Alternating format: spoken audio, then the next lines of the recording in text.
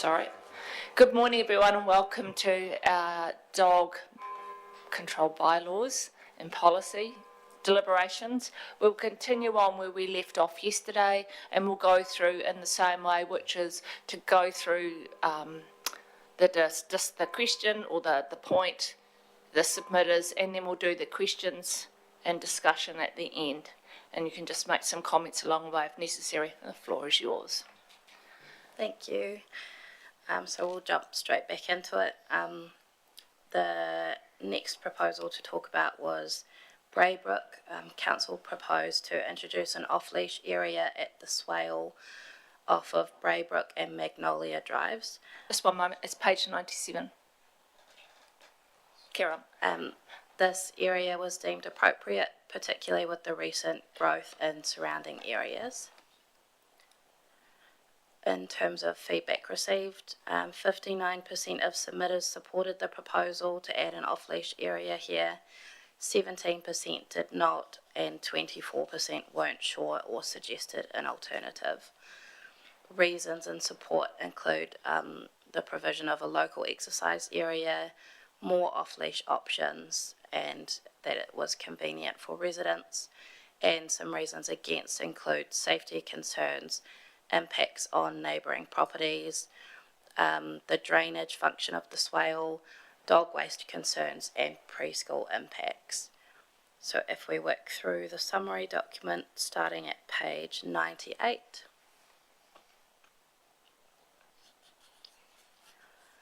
'99, 100, 101, 102, 103, 104, 105, 106, 107, 108. Councillor Gilkison. Sorry, way back to 102. Is there anything we need to consider around the drainage swale aspect with ECAN, or? Through the chair, I spoke with the assets manager here at council, and it's actually council's monitoring equipment that's been installed there, and they didn't seem to think there would be any issues. Okay. Yeah, because then I guess some people on this comment, the soil structure is fragile. We're not worried about damage of the soil. Not as far as I'm aware. Okay, thank you. Yep. Good. Yep. Councillor Wilson. Yeah. On page 105, there's a comment around a lot of properties have no fencing to separate them from the swale area. Is that correct? Through the chair, I'm not 100% sure. Because it's quite critical, isn't it? Because if you normally in a dog park, you have a big deer fence to keep them in, and if you're going to let people have dogs off a leash and people haven't got a fence around their house, I'm sure they're under natural and perfect control, but dogs will trot where they trot. Through the chair, the most of those properties that I'm aware of are fenced to the edge of the pond. There may be some that have an easier access, but generally the off-lead areas have not been contained within a fence like a dog park, where we specifically do fence them completely in. Councillor Everest. I think that's largely answered my question. I mean, it was relating also to the stepping stone use. So I think that sort of covered it in the fencing. Thank you. Councillor Hooper. Thank you. Mel, can you bring up the map, please? I found that really handy yesterday. Thanks.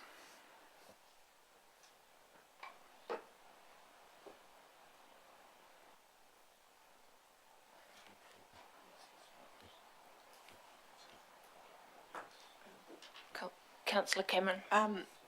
If I'm correct, from all the dog off-leash areas that we've discussed yesterday, for example, Argyle Park and Lakewood, none of them are fenced, to Councillor Wilson's comment. So I think the fencing thing is an irrelevancy if we're going to be consistent. How big is that area in square meterage, please? A ballpark? Like, is it a large area? Through the chair, about 2.5 acres-ish. Oh, so it's quite a large area. Thank you. Councillor Moffat. Yeah, my real concern is the size of it. It is quite a small space when you walk around there. And one of the submissions, Caroline Andrews, says that their property does bound on that and they have a low fence. So their concerns is dogs getting through their low fence. Councillor Hooper. Thank you. Can you please just pan out a wee bit so we can see where the playground and also the play centre is? Oh, yes. Great. Thank you. Okay. Councillor Wilson. Oh, yeah, the stepping stone, that's what I'd see the comment, the local preschool stepping stone regularly uses the swale. It's just a Councillor Cameron. Another comment. 2.5 acres, I think, is quite a big area for Hectare. put your dog. 2.5 hectares, did you say? No. Acres. You said acres. Yeah, yeah. It's quite a big area for a dog park, I would have thought, for dogs to be off leash. Do you think it's too small, Julie? You're not talking about the swale earlier on in Braebrook at the entrance. Oh, maybe I am. Yeah, I think you are. Yeah. I am. This is down the end. Yeah, this is 2.5 acres. It's about a hectare. With regards to the fencing of the lady you just mentioned, there's very low fences around Argyle Park too. So I think we need to apply consistent rationale to all these decisions, which I'm not entirely sure we have. Thank you. Now. Cool.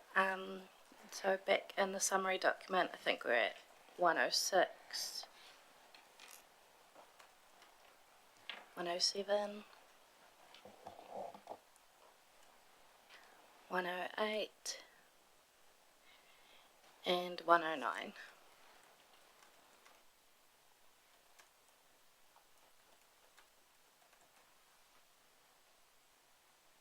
So based on the feedback received, does council still wish to introduce an off-leash area at Braebrook? Councillor Gilkison. Yes, I'm happy to support this. I think it's good to give dogs somewhere to run around, and I mean, by the feedback, it is largely in support, and it sounds like there's a lot of people doing it anyway. There is always going to be a dog who does something badly, so if people aren't prepared to make their fencing a little bit more secure, then I guess what they call dog control.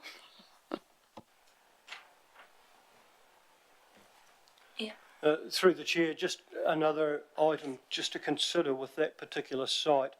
The land to the south of it, there is a long belt that the council has agreed to include into reserve land where the trees are on the pending subdivision at Smithfield, or towards the Smithfield areas. Yeah, so that strip will ultimately be through to where the cursor is there. Right there will be an access way down to Albert Street, and to the directly to the south, that paddock, that will all be new homes, linking into the other one to the right. So that ultimately will be a domestic urban area as well. So it will be central to a larger area of housing.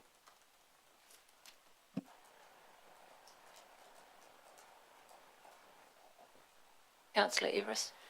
Just a question, do we have a guideline / policy in terms of the number of off-leash dog areas, or are we just flying?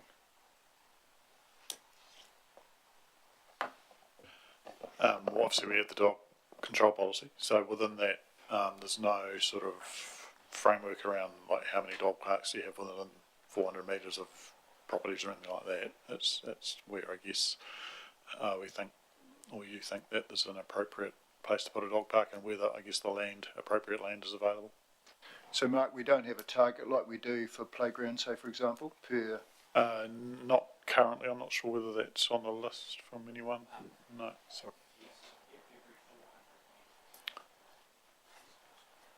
So that the park list is every 400 metres. Yep. But that doesn't apply for dogs. I mean, potentially that's something that could be developed. Councillor Wilson. With respect, when you say that long line is going to become, so I'm probably anti being off leash because it's going to become an important area once all those houses get built through there. It's going to be quite a thoroughfare, and people will walk through there. They'll have their dogs on leash walking through there, and if we make it off leash, it technically changes the use potential of it quite a bit. So I'm not in favour of being. You can still go there with your dog on your leash. We're just talking about, once you go to off leash, it's quite a different dynamic because the dog can roam, and people won't. People say, "Oh, if the dog comes near me, it's a dangerous dog," but the people won't go there. They'll choose not to go. So you're taking that park out of the use for that area. Councillor Cameron. What is the expectation with regards to additional subdivisions abutting that walkway? Do we know? So, through the chair, if as Mr. Soper said, where the cursor is now, and actually to the south and east of that, is all being developed. So there's actually quite a significant amount. That's not a recent photograph. No. Well, although relatively recently, this has all happened in the last sort of 12 to 18 months that we've actually seen all of this development come forward. But the trick is that it's gone from looking like a relatively rural area to, in the very, very short form, an area where there probably will be a demand for people to be able to walk their dogs locally. And in that part of Ashburton, at the moment, there is a shortage of places where people can actually take their dog, especially off the leash, by walking. So I think to somebody's point made yesterday, actually I think, Ian, it was to your point, people let their dogs off leash anyway, so we're trying to be pragmatic. In theory, the walkway is not an off-leash dog area because we're looking at the swale.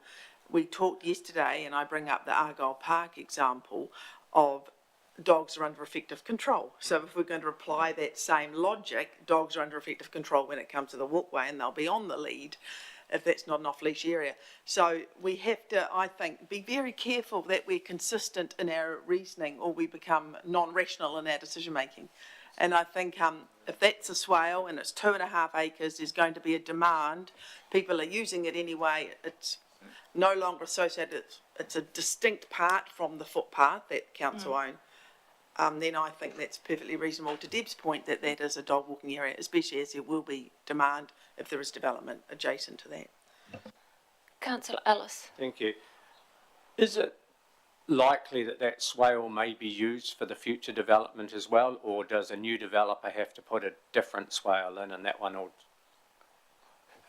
Through the chair, that will come down to the capacity of the of that particular swale, but I would generally what happens is that the swale is built for the development that it forms a part of, unless it's a network utility that the council would build, and I'm relatively confident that isn't this one. Yeah, and as a swale, how often does it have water in it? Through the chair, I'm not familiar with that particular swale, but generally the idea of them is that when you have heavy rain, it will have some water in it, and then within 24 hours it will be gone. Yeah. My just concern is if we designate as an off-leash dog walking area, next thing you're going to get a phone call, that designated area's got water in it, I can't let my dog off, and yeah. Sorry, just one final comment, if I may. The example that we do have of this scenario is out at the North East Business Estate, where there is a dog exercise area, which is actually in a relatively large scale swale, which is well used. I think it doesn't seem to cause too many problems. Councillor Hooper. Thank you. Yeah, I speak in favour. I think we've got clear indication, 59% in support of this change, and just 16% saying they don't support. I think with correct signage, we can get the dogs on the leash on the walkway, and then they can chase the tennis ball around. I spoke to another dog owner last night about yesterday, and they said out at the industrial estate, if a dog's off the lead, then generally it's okay for your dog to play with it, but if it's on the lead, they seem to have a bit of an unwritten rule out there that it's maybe not that friendly with other dogs, and you just leave that dog alone. So I think those sort of unwritten rules sort of apply in places like this too. So yeah, I think with correct signage it would work well. Any further discussion? So those who are, oh sorry, Councillor Everest. Just thinking forward, if the swale was designated off-lead, to Councillor Wilson's comment before, and the walkway is installed along the trees, as I call it, sorry, just for the description, does that mean that we would have an obligation then to fence the walkway or not? I'm going to make an assumption that it would be, the walkway would be on lead. Is that a fair assumption to make? Yeah. So it may be a fair assumption, but the people that are walking along the walkway, how do we protect them from the dogs that are running off lead? Okay, that's right. Yep, sorry, I wasn't here for that discussion, so I understand it's been covered. Thank you. Well, for another area, yeah. Councillor Wilson. Probably just the comment made before that, you know, there's not many areas. They can walk their dogs anywhere there on a lead. We're only talking about off lead. So there is, you know, this growing area, there's plenty of areas to walk your dog. You're just letting it loose. That's what we're talking about. And if you let a dog loose, it's got to be under effective control, or you go to a dog park with a fence around it, where it is 100% effective control. That's what I'm saying, that we're not talking about places for people to walk their dog. We're talking about people to let their dogs run free. Right, we'll have Councillor Moffat and then we will go to a vote. I'll just back up what Councillor Hooper, Councillor Cameron and Councillor Gilkison have said. I think it seems like a good idea to have that off lead there.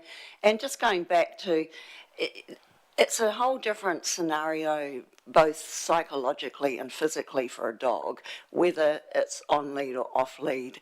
And for a dog to be off lead and running about is quite different. It's not just going for a little trot. As SPCA have commented in submissions, you know, dogs actually need that for their well-being as well. So again, back to the effective control and everybody's happy. Right. All those in support of this being an off-leash area, can you just have a show of hands? Those against? Have you got your direction? Thank you. Carrying on. Thank you. Yeah. So the next proposal was the addition of an off-leash area in a section of the Methven Walkway between Barkers Road and State Highway 77, which is adjacent with Holmes Road. This area was deemed appropriate and was proposed to provide additional off-leash area in Methven. So the feedback received, 61% of submitters supported this proposal, 14% did not, and 25% weren't sure or suggested an alternative. Reasons in support include more off-leash areas in Methven, supports dog exercise needs, popular area with dog walkers, and that it was suitable if dogs are controlled. And reasons against include potential conflicts with walkers and cyclists, road safety concerns, wildlife and trapping concerns, and lack of fencing. So if we turn to the summary document, start on page 111.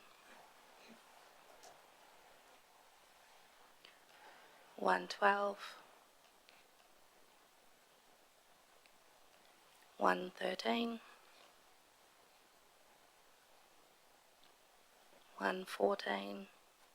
Councillor Wilson. I see Lynn Walmsley made the comment that little people use this area, and this is different to a dog park. This is a walkway. So, and I think I'll use some words psychologically. When small children are walking and a dog's off a leash, they won't go there. It's quite a different. If you've got a kid walking along and a dog's off a leash and they're not used to dogs, whatever. If the dog's on a leash, fine. they know that it's under control, but it's off a leash. And when you're on a walkway, people have said that, you know, a walkway is only so wide, and that is only so many metres wide. It's about 3 metres wide, isn't it? Because it's supposed to be 5 for a digger to clean the water race out, but it can't because you planted bushes, so it's less than that, so it's about 3 metres.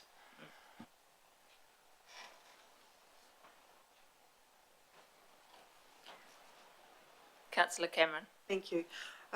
Through the chair, when I went out to Methven last weekend for a walk to do a bit of market research, but we didn't walk down as per the map. If we can go back to the map, please. We walked up towards the RDR, you know, past the racecourse, and it's a lovely walk. At the far end, and I stupidly didn't look at the roadside end, there's a sign that says dogs on leash at the RDR end. Not one dog, and we passed probably a half a dozen minimum dogs, not one dog was on leash, not one dog. So to end to the officer's point with regards to, are we going to be pragmatic and let them off the lead anyway and be done with it, or are we going to deal with it? I mean, that's a question, I suppose, around this table, but the fact is the dogs are off lead anyway. Do you want to not make people in breach of the bylaw by making it all off lead, or do you want to make people in comply? I don't know, but we clearly are not making people comply, if I assume it's lead only, because there definitely was no, and I go up there quite a bit, like a month ago, I passed a lot of dogs. And there's pushchairs and dogs running around and dogs sniffing and whatever they do. And I don't know. Especially that end, because it's the ferry walk. And I think if we look at the submitters, a lot of the submitters are dog owners, of course, because they have a vested interest in making sure there's more off-lead areas, because people love their, and as I did, people love their dogs. I think we just have to be cognizant of that when we make a decision as well. Councillor Hooper. Thank you. We've got clear direction here, and also the community board, Methven Community Board, support this change too, so I think we need to back them. So this is the P Waka Waka. P Waka Waka's at the top bit. Is that the one I walked? Yeah, you walk to the P Waka Waka. And it's an extension over, you go over the road from the ferry walk. Yeah. And then it's P Waka Waka. Yeah, so P Waka Waka heads north. To the RDR. To the RDR, and this one's below on the new subdivision. So from, I call it the Mount Hutt Station Road down to Barker's Road. So P Waka Waka's this way and that one's that way. So you're just effectively crossing the road. Same walkway, just crossing the road. Yeah. Yep. So most of the wee kids are on the ferry walk, which is not this part anyway, I'd suggest. And there was a mention about cyclists as well. I would have thought the walkway and the name would have given things away there. But, yep, so I'm in support. Yep. Councillor Wilson. There was a comment made, the Methven Community Board. I'm just trying to see where that was supported it, so I'm just interested to understand their view on it. You want to comment, Deb, for Methven Community Board, or you want me to? There was just comment that said then that they supported it, so I just want to find out where they supported it or how it was I don't know if supported. they didn't put No a submission, but it, in the Community Board minutes, it's not in here though, so we can't, you know, if they've supported it, great, I want to understand their view.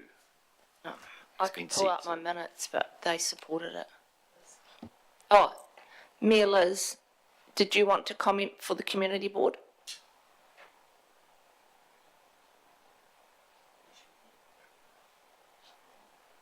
He's not got Sorry, I won't put my photo up, my face up. I just sent an email to say that this area also has a footpath alongside it, along Holmes Road. So people can either use the walkway or they can walk along the footpath. I haven't seen the Methven Community Board comment to pull up, sorry.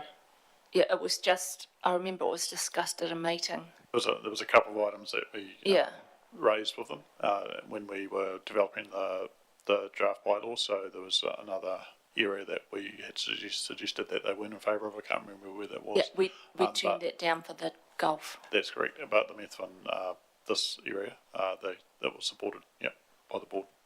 Yeah. Yeah, because there were 2 proposed areas and Methven turned down one because they're going to put, the plan is potentially disc golf and they didn't want the clash with public. So they chose, the Community Board chose this area. Carry on, Mel. All right, I think the last, we were on to the last page of comments for that, which was 115.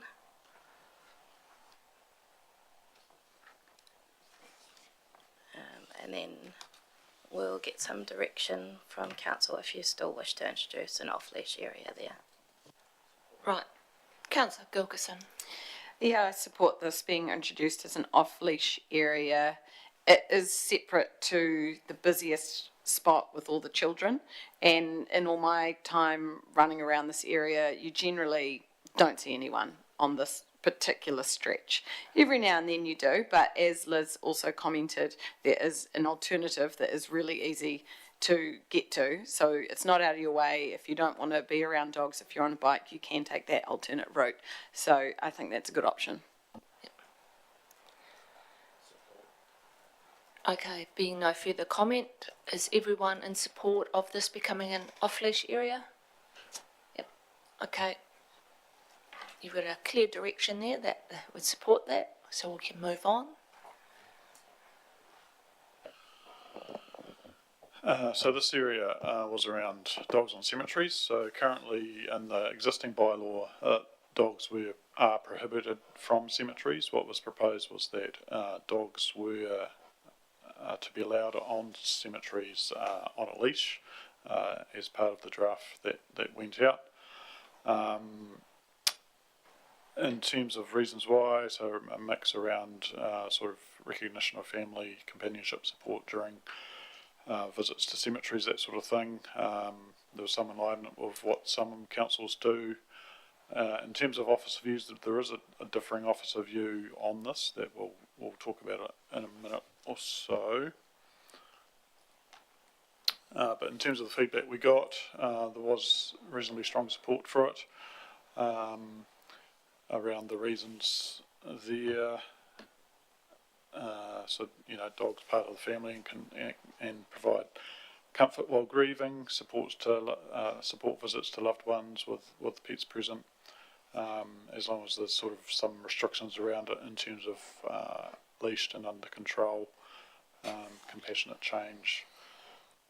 And in terms of against, I guess there was a perception that it's disrespectful and inappropriate in a cemetery space as sort of special remembrance locations. There's that concern around fouling, urination on graves and headstones, that they should remain peaceful and quiet spaces.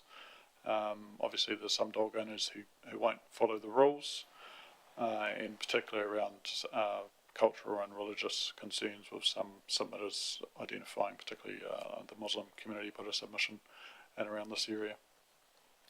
So there is sort of a differing officer view on this. I'll just bounce over to both environmental health and open spaces just to talk about their views on this, so you've just got a whole picture. So maybe Ian. Carolyn, do you mind if they... Yeah, absolutely. Yep. Yeah, I'll just keep my light on. Yep. Yeah. Do you want me to turn it off? I'm no, happy to wait. leave it on, just to let you know. Yep. Thank you, Mark. Through the chair, from an open spaces point of view, we hold the view which is against the sentiment of the community here in supporting of this proposal, primarily because headstones in a cemetery are private assets. They are private people's property. We know dogs will do what dogs do, whether they're on a lead or not.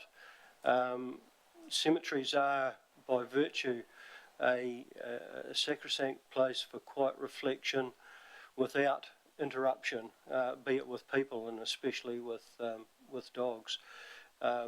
We have in our numerous cemeteries, we would not be against people taking their long-loved pet that was taken to a funeral process, and we wouldn't stand in the way of that specifically, but to carte blanche open up the availability for cemeteries to be able to have people walk their dogs through there either on or off lead. And we know anecdotally that where you allow on lead, people will inevitably flick the clip and let the dog off lead. So we do not believe that cemeteries are an appropriate place for dogs, given that and particularly some of our older cemeteries, we have standards now with the depths of cover over the interred beings present in the cemeteries. Some of the older cemeteries, some of the closed cemeteries, we have no idea of the depth of coverage over those interred remains of people's loved ones that are there. So our fundamental stance is that we are against dogs in cemeteries, full stop. Thank you. Councillor Cameron. Thank you. Thank you, Ian. Through the chair, I support that position. Do you want me to hang up? Oh, Rick, sorry. I'll just get Rick Sorry. to just give. Sorry, their Carol. views. Thank you. From a regulatory enforcer position, we would just be totally respectful of grieving persons with dogs at cemeteries. We would not encroach on that. We would ask through signage that they are respectful of while being there, and just apply that. Okay, thank you. Sorry, Councillor. Right, thank you. Do you, Sorry. Do you want Sorry, to carry on? Do you want to go through the comments and ask questions along the way, or Did you want to ask your question now? I can wait. If we just have a smooth transition. Sorry. Yeah. just following the process? I will wait. I don't want to hang my phone up. Shout. I'll be quick. I just want clarification on what Rick has said. We can't hear that. Oh, yeah. Sorry, can I just get clarification on your comment in terms of through signage you would make sure that it is understood that you would be respectful and that they need to be respectful? Are you saying that the signage would be no dogs, but if you need comfort, we understand? Or are you saying we're allowed dogs, but be respectful because this is a place of respect?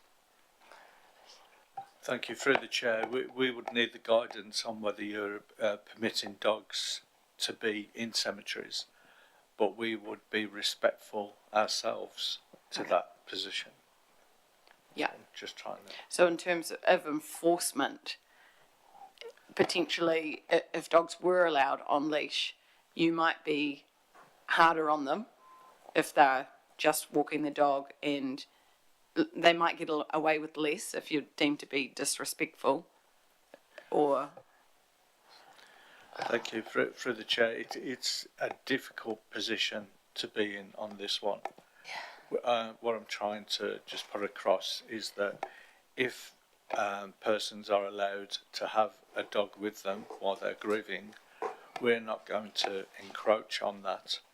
It may be an education, a comms thing that we go down, signage to ask for people to be respectful, and respectful from a religious point of view, and respectful of others that are there as well.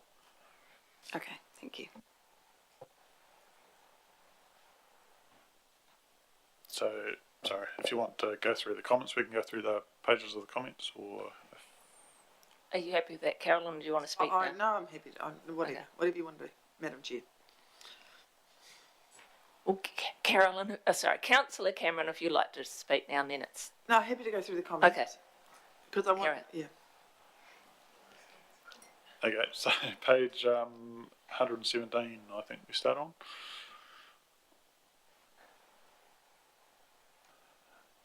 One 119, 120,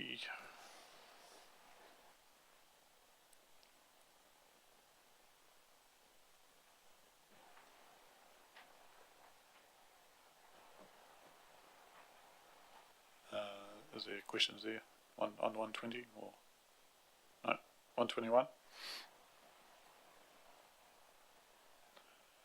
Councillor Gilkison. I just want to make a comment on all of the ones that support the change. It seems that the general support is for support when grieving and visiting loved ones. And I think where the complication will come in is the people who just walk their dogs there.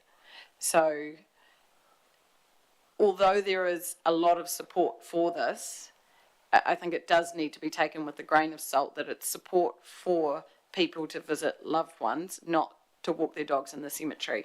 And there is a clear difference, and I think that's the grey area.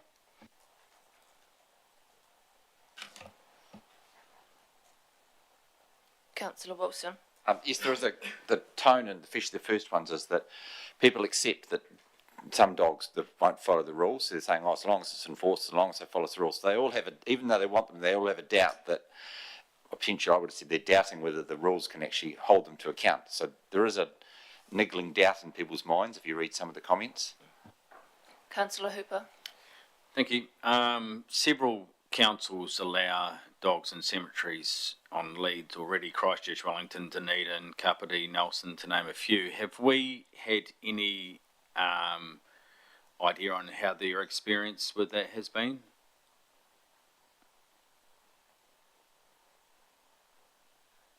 Sorry, I was just receiving some information there. Sorry, could you just repeat the question?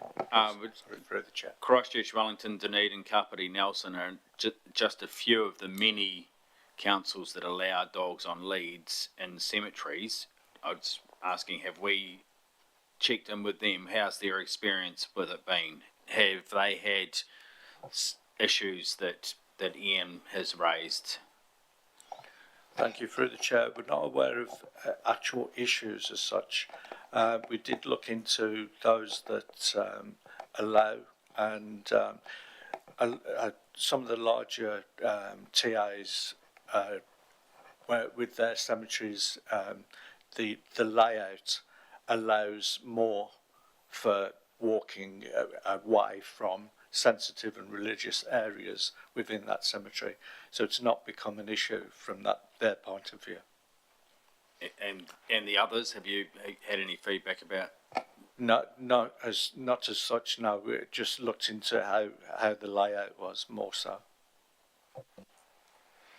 Councillor Moffat. As Councillor Gilkison pointed out, just taking a dog for a walk through a cemetery is one thing, going there to visit a gravestone is something else, and it's something that there's no way you're going to police that. Hello, are you grieving? So it really will be a yes or no decision, I think, today. However, I think that we've had a few incidents here that weren't caused by animals other than human animals who have vandalised some graves over recent years. So there's that. Humans are probably more of a threat. And also cases of people going and having a beer at a gravesite. For some people, that's how they grieve and that's what they want to do. But others might go, I don't want to see people drinking in a cemetery. So, I mean, there are lots of things that people like and don't like. And basically, attitudes to animals are changing hugely. As you can see, everyone's saying they're part of the family. Never used to be like that. It used to be it's just a dog. Now it's not. An animal status has changed in people's minds a lot. So, yeah, I think there's a lot of emotion involved in these decisions, but in the end, it has to be yes or no. I don't think you can make it any other way. Councillor Cameron. I have a question and then I have a comment, if that's all right. When you asked at the other cemeteries, you were looking at the logistics of walking around the outside of the cemetery, and are they likely to run in and fight with another dog or dig up the ground? Is that correct? You didn't actually ask, Have there been any cases of digging up the ground or whittling on the tombstones or anything like that? No, this was more to do with the actual logistics. Okay, so we have to, so the comment around satisfaction in the cemeteries, I think, is not entirely appropriate to our conversation at the moment with regards to the respect issue. And all the comments that we've heard yesterday and the day and today with regards to the feedback from dog owners and non-dog owners alike in here is that people have to be responsible dog owners and pick up their dog's waste, which they are not doing because I stand on it often on a footpath on my way to work, or not everybody, but the minority ruin it for everything, or have their dogs under effective control. And I explained yesterday about 2 people that ended up in hospital where the dogs were not under effective control. When I look at the cemetery, and we've heard from Ian, who's in charge of parks and open spaces and cemeteries, he has concerns with regards to private property and damage to the tombstones, with urine on the tombstones and waste in the middle of the walkways or whatever, or people or dogs digging up. And I have concerns with regards to dogs fighting.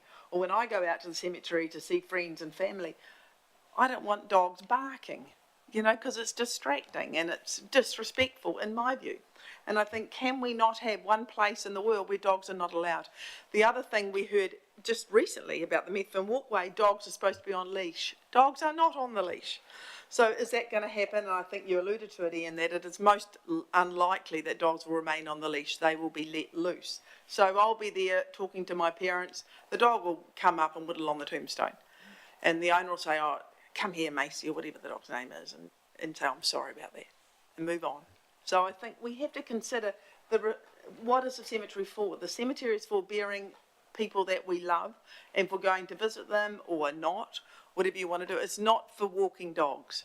And there's a very close area out there to walk your dog. And I understand, and I think the point was made that if you are interring somebody, then it's perhaps, and if the person had a dog, it does give comfort to families to have the dog there. I have no problem with that on the day.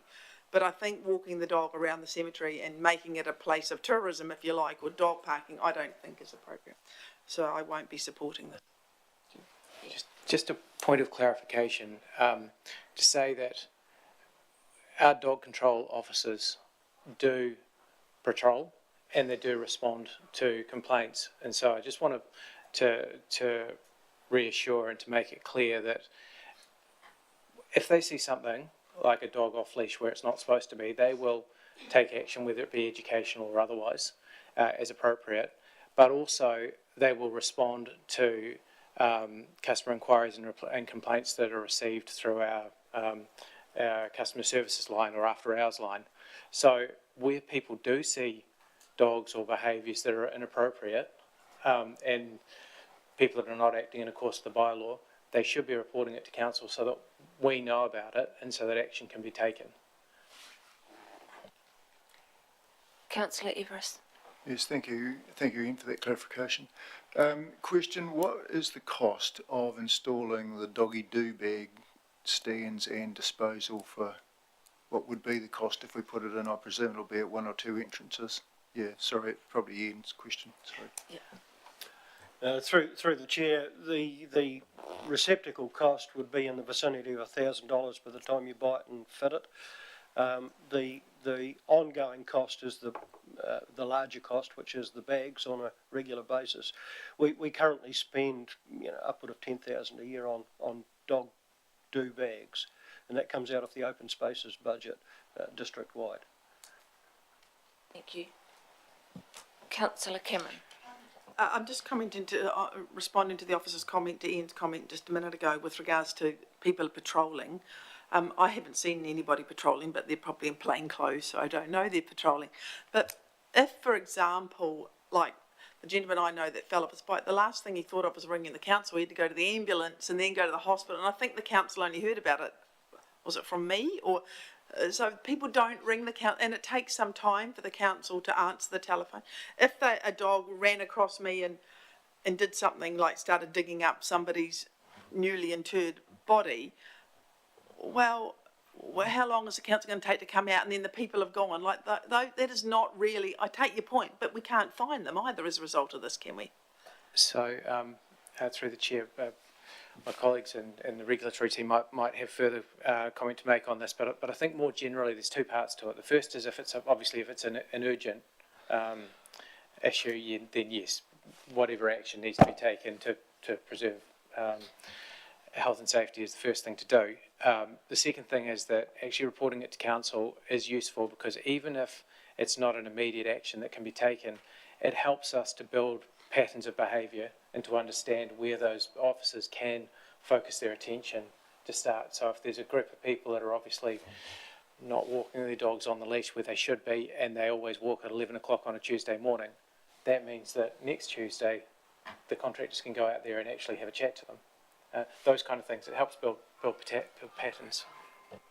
And I think that's important, but when we're talking about a traumatising event like some dogs fighting on your parents, or loved one's newly dug grass, I think that it doesn't matter. Councillor Hooper? Thank you. If this is supported and becomes a dog on leash visiting grave site area, are we obliged to put in the dog bags and rubbish bins, or is that not part of the signage that responsible dog owners take their own away?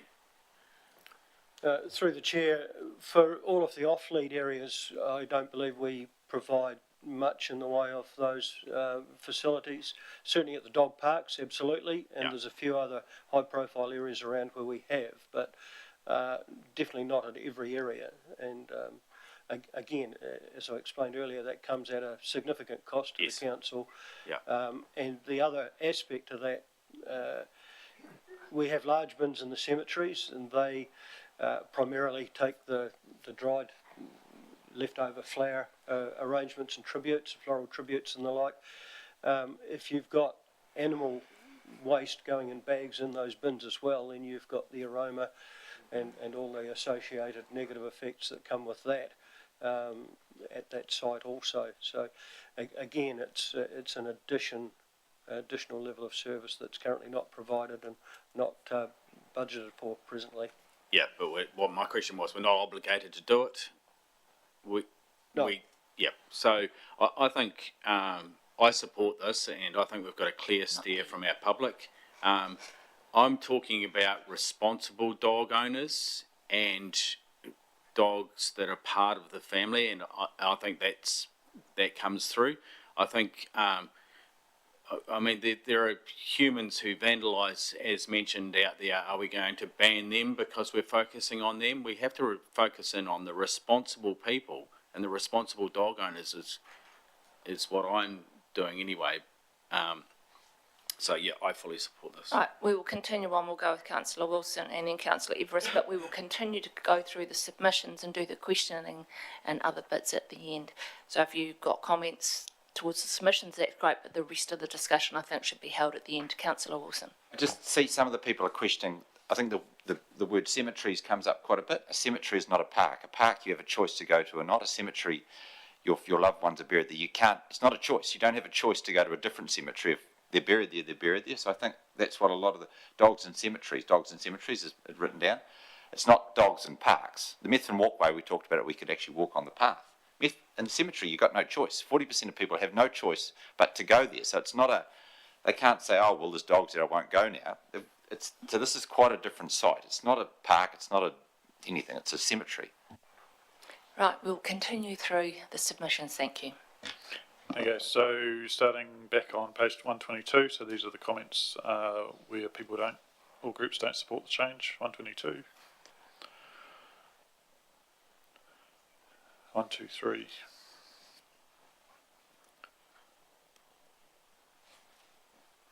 1, 2, 4.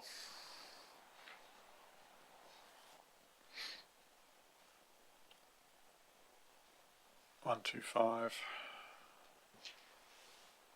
Councillor Gilkison. Yeah, I just want to highlight the submission from Hubbard for the Ashburton Muslim Association. I think what was clear to me in reading all the submissions is how visceral this particular issue is, either for or against, both. But in this sense, it is very clear for this community, it is not acceptable for all of the spiritual reasons. And we go through there's a lot of work that we put in to support this community. So I guess my question for officers is, how does it work in the cemetery with the Muslim burial area? Is it separate? Like, where is it? How does that work? Through the chair, we have one Muslim burial area in the district, and that's at the Ashburton Cemetery in the new Lawn Cemetery, the most recent developed site. We're yet to have someone interred there, but the berms are in and it is ready to go when the need arises. It abounds the natural burial area, which is also yet to be used, but in the process of being developed. And it is between what was the New Lawn Cemetery from the Bremners Road frontage. It's between there and the new Seafield area that's currently being utilised for ashes and interments. So there where the cursor is now where the cursor is now is the Muslim and natural burial area. So you see it sits right between and adjacent to the road that joins the two areas of the cemetery. Okay, thanks, Ian. Thank you. Okay, so we're back on 126, 127. These are the not sure other comments. And finally 128.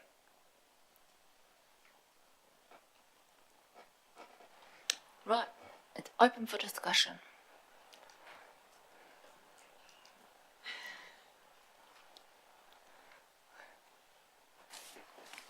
Councillor Wilson. I'm strongly not in favour of doing this because I believe it is completely different to parks, as I said before. A park, you have a choice.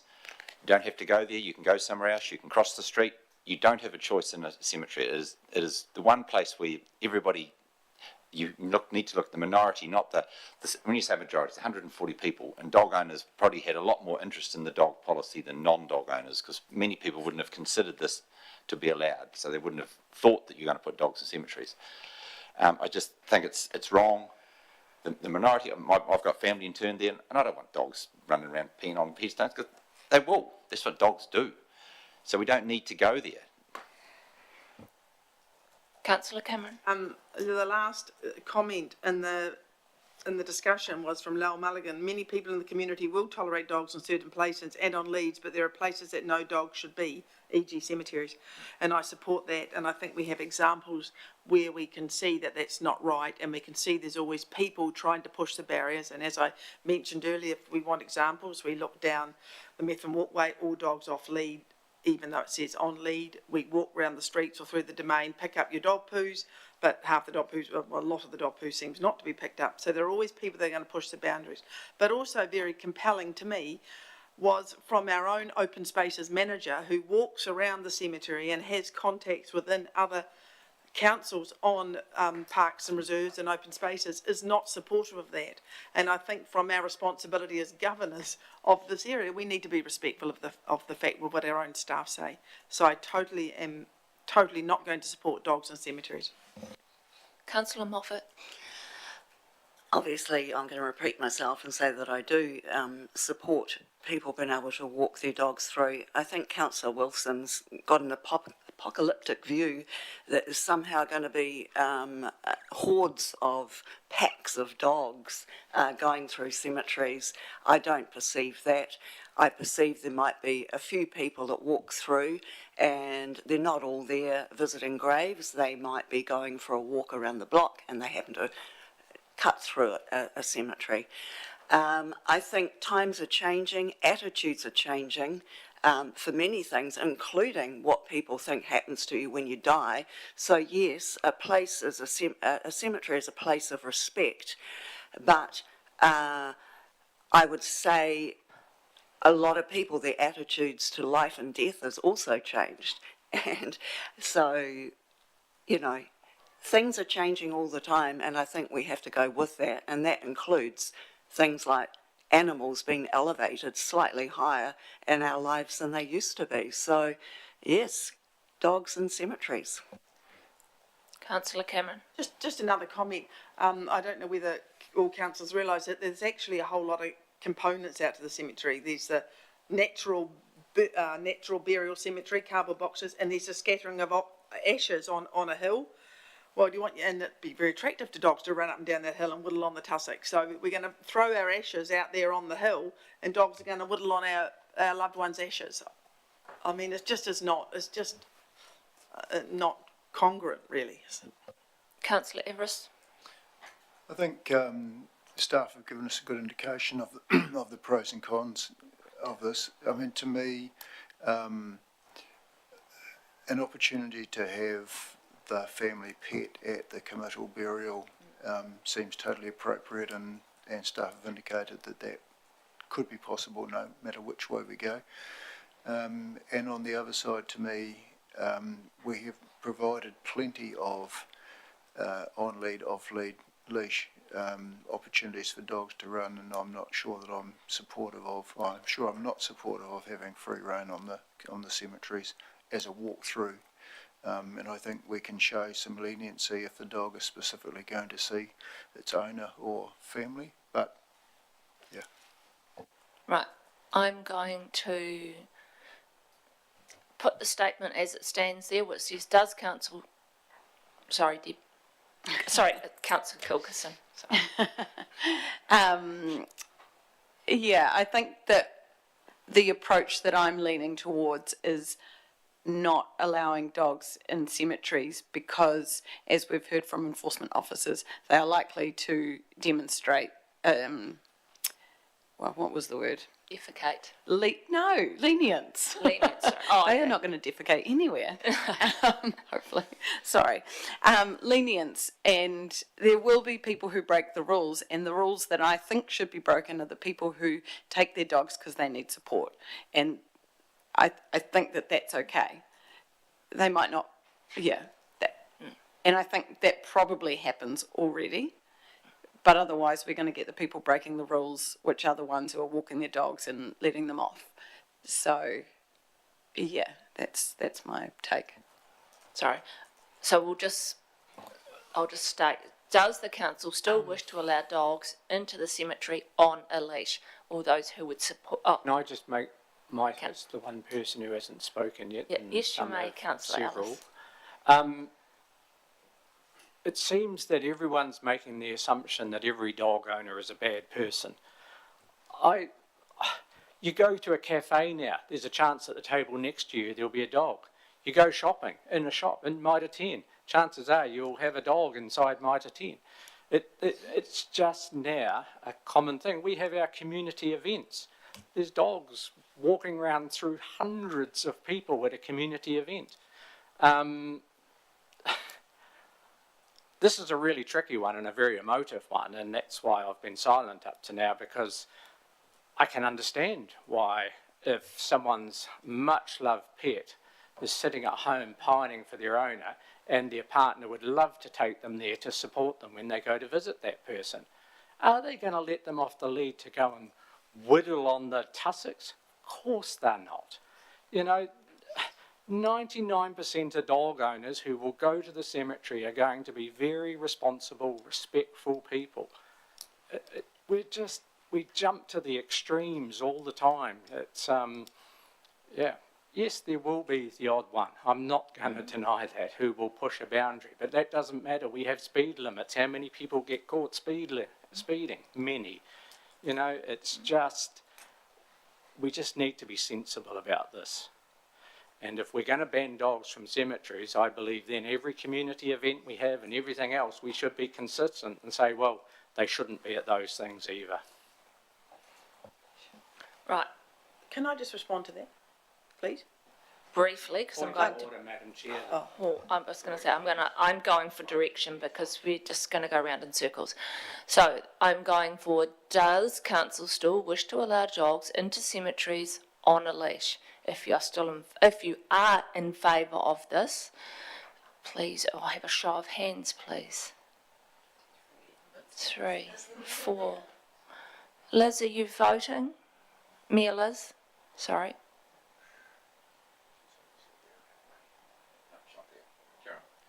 Right, so we have how many in support of allowing dogs in on a leash? 4. And those against? Not this again. So it fails. Yeah. So, well, no, it's just so I can give I know it's not a vote as such, but it gives a steer to the staff. And does it? This is steer of, we don't agree. We kind of haven't agreed. So, yes, but, Councillor Gilkison. Can we have clear signage that says dogs are allowed on leash for the purposes of visiting and supporting loved ones? And I know it's tricky to police that because, again, to Julie's point, you're not going to say, are you grieving? But I think it would set the expectation that it's not where you regularly walk your dog.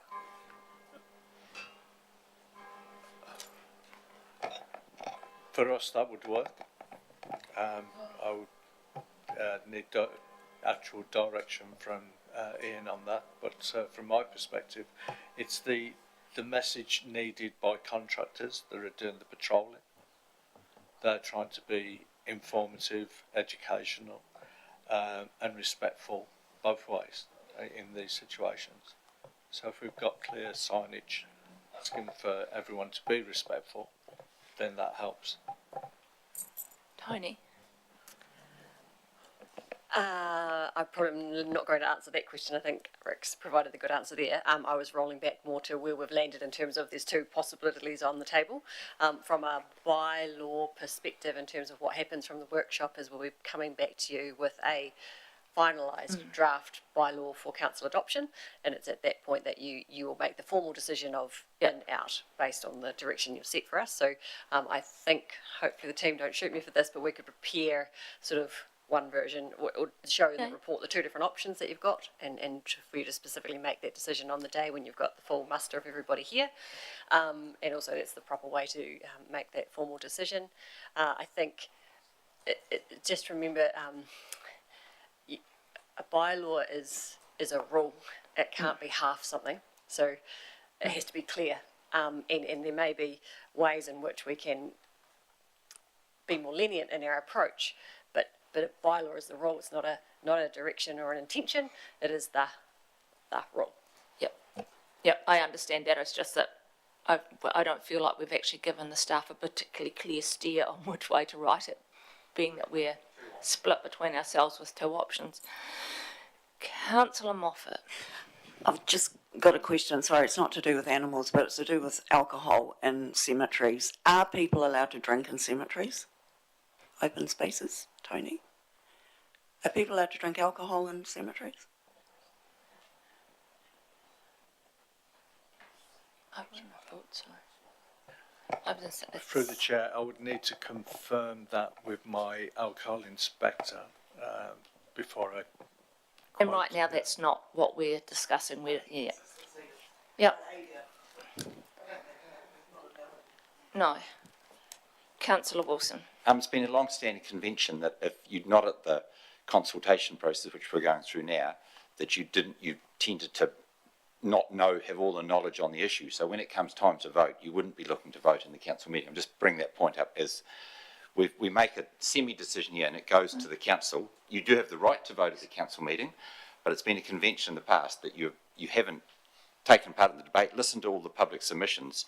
You shouldn't turn up and then, it's something that you can, but it's been a convention in the past that person would step aside because they didn't have the knowledge that they'd gained through the public submissions.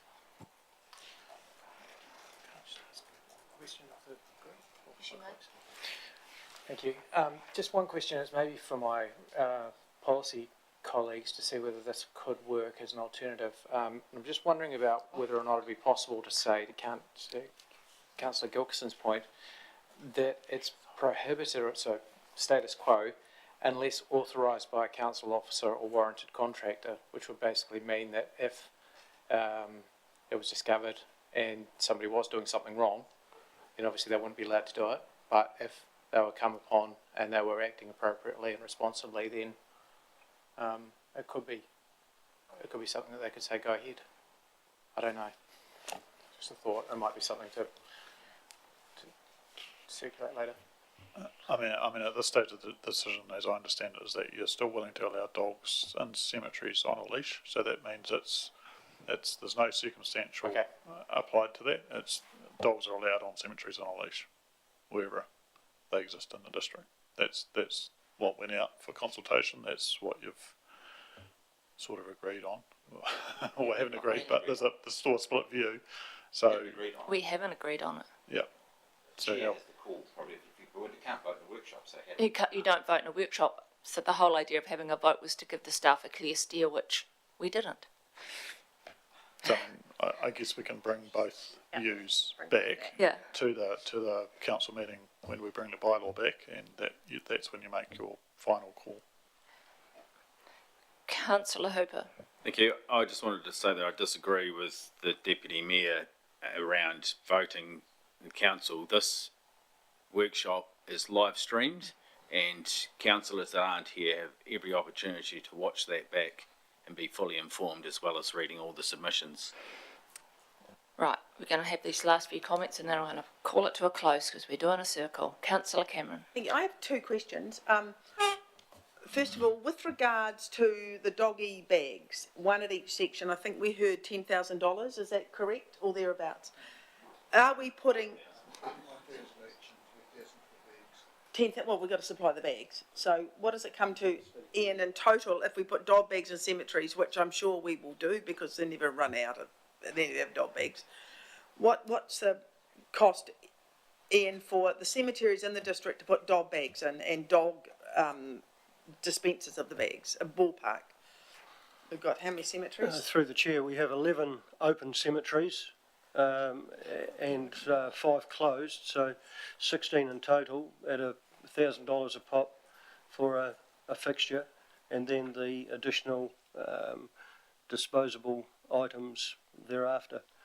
So we might be looking at 50,000 a year to supply bags and dispensers at the cemeteries? I'm just guessing. Through the chair, the dispensers would be a one-off cost in year one. Yeah. So that would be a $16,000 up front, and then you've got the eggs, the cost and then of the staff bags to go around ongoing. and pop them up. And the time, and then you've got, if you put a bin in with the bag dispenser, then you've got the largest sting in the tail of the bin emptying, which is a greater cost again. So that would on a weekly require, basis. I'm sure, money set aside in the long-term plan, which we have not. That would have to be a special thing, a special project, and the officer has nodded agreement with that. So that's a consideration as well, the cost of that, which we haven't considered. We've also some of us have totally run roughshod over the officer's recommendation, who actually manages the cemeteries, and I think that does require some respect and reflection upon why is the officer saying that, unless it is the case. I'm going to have Councillor Gilgerson and Councillor Moffat, and then I'm absolutely calling this to an end. Can we introduce heavy fines for people who breach specifically in cemeteries? Thank you. Through the chair, $300. But we can introduce like a specific, like make it more aggressive. No, it would be a breach of the bylaw, which is a $300 fine. Okay, so you can't introduce a specific cemetery one. Not all the. Not through fines, the fines fees and are charges or statutory, whatever. through government. The fines are under the Act. Oh, so that's centrally. Okay. Yeah. All right. Right, I'll go to Tony. Thank you. Just to firm up our advice in terms of what officers will bring back to council, we'll bring back the draft bylaw with council's current bylaw position on cemeteries in it as an option, and the alternate option will be to allow dogs into the cemeteries on leash. So that will come to the council meeting in September for your full decision making. Cool, thank you for that. If you have a question, ask it. If it's a comment, I will kill it. Ian. Before, Ian, when you were saying about getting permissions from officers under certain, you were talking about interments, about the ability to get permission to take a dog if there was an interment. Is that what you meant? It was through the chair. It was more conceptual. That could be an option, or it could be more reactive at the time. I just personally feel that when you've just lost someone, the last thing you're thinking about doing is going to the council to get permission to take your dog. You know, it's more the idea of just trying to explore the concept that Councillor Gilkerson was saying about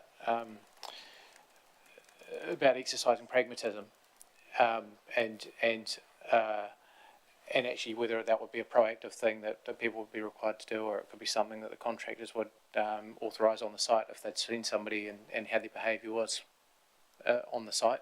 I'm not sure exactly how that will work, and I'm not even sure how it will work in terms of wording of a bylaw, but I was just wondering conceptually if we could somehow bring those two things into alignment. Right, we'll go to Tony's comment and then we're moving on. Thank you. I think I come back to a bylaw needing to be really firm and clear on its rules. I'm not sure how practicable that option might be and the staff resource that might be involved. We'll discuss and we'll bring that back as a part of the report, one way or the other. Back to Mel. Thank you. Moving on, the next proposal was the extension of the prohibited area at Ashburton Beach, Hakateri Rivermouth. Excuse my spelling mistake on the slide. We proposed this to protect the area's biodiversity values and to reflect the Ashburton River Hakateri shorebird habitat management strategy. So the feedback received, we had 51% in support, 13% did not support, and 36% weren't sure or suggested alternatives. The reasons in support is that it protects wildlife, supports the bird habitat management. It's a difficult area to control dogs and there are alternative dog areas available. And reasons against include long-standing dog use, that it's a valuable area for dogs. They should be permitted if they're controlled, and the need of a local exercise area. So if we turn to the summary, starting on page 130.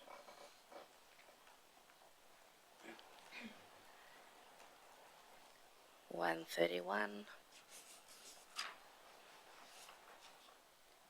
132, 133, 130. Councillor Everest. Would you mind just bouncing back to your aerial photo, please, of the designated area? Could you zoom in, please, on map? It doesn't matter, map 12 or map 13. It doesn't matter. Please. I'll bring up the other map for you. I've just done it on Google on my phone.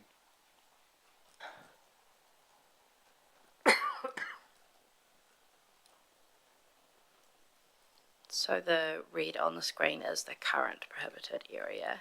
Yeah. Thank you. Thank you. That's good clarification. Thank you. Sorry, page 134.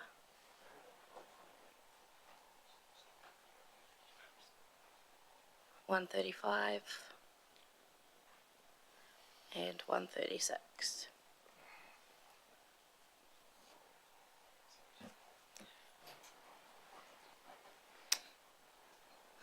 Councillor Cameron.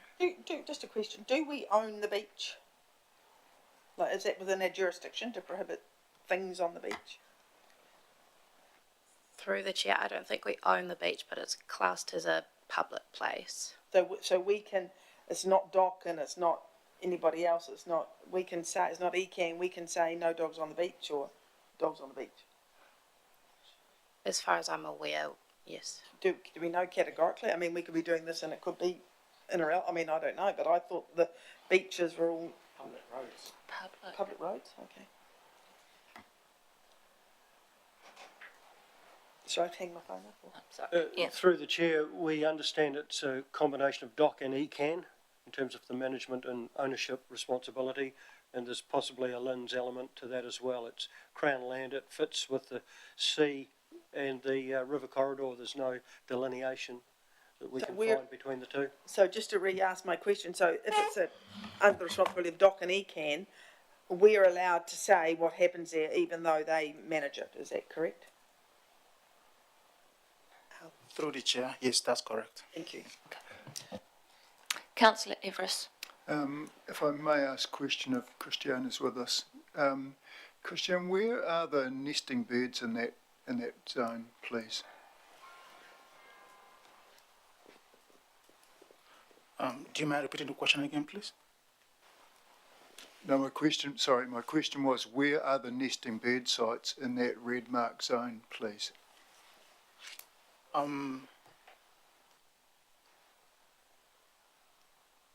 think it extends beyond, even on the trees and everywhere. Okay. The nesting bed are found at the entire river mouth area, including the trees and the banks and the spit and the lagoons. And the essence of this restriction is to extend the prohibited area on the lagoon. From record, there are around 78 species of birds living there, and 38 are residents. Others are seasonal or migratory birds that visit and go. And from last report that was done last year, 1 in 4 spotted sharks found in the world are found in our Ashburton River mouth. So it's a highly significant biodiversity hotspot for the district.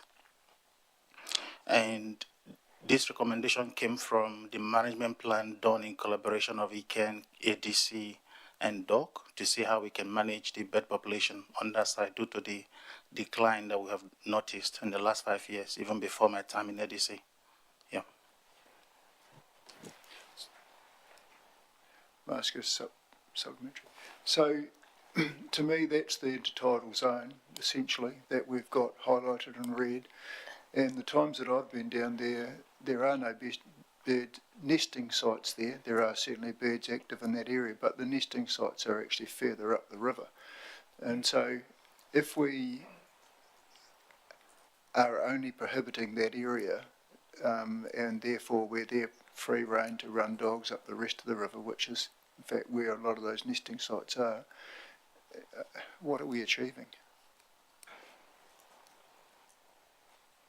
So that'd be a question I think we need to consider.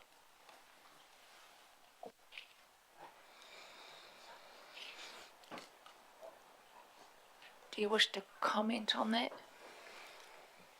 Through the chair, I would suggest what we're achieving is putting a large flag in the sand to say this is a highly significant area for birds of many ilk, and we would like the dogs to be away from that area. Councillor Moffat. I noticed one of the residents brought up that there's nowhere off lead that they can take their dogs around there. Are there any plans for any off-leash areas around? No? Hakatiri or Ashburton Beach? Thank you. Through the chair, I'd have to pass this one over to Ian Soper to comment on. From our perspective, a lot of the sites being recommended have been put forward by other departments that work in these areas. And sorry if I missed it, but with birds nesting, is a seasonal ban an option as far as keeping dogs away or not?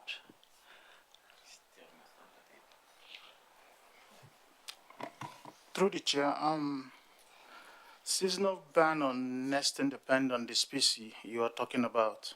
Like I said before, 38 bird species live at the river mouth all year round, and they use the entire lagoons and the spits, and they inhabit there and feed and move around. And we believe that presence of dog may affect their behaviors and them being there. And yes, on the river margin itself, there are seasonal restrictions depending on the species in question you're talking about, where it can tip off some areas due to forward drives or activities not going on and highlighting there are nesting birds around. Yep.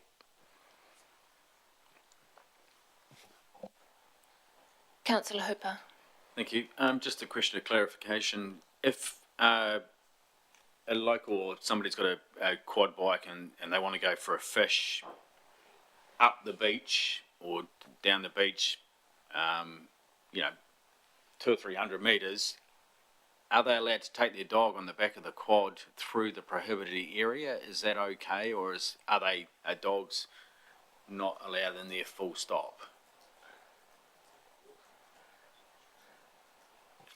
From my perspective, it would be not allowed in full stop, but Christian may have other views on that. Through the chair, yes, I would say Rick is correct, but I also think that there are some restrictions on quad bike and forward drives on that river mouth as well.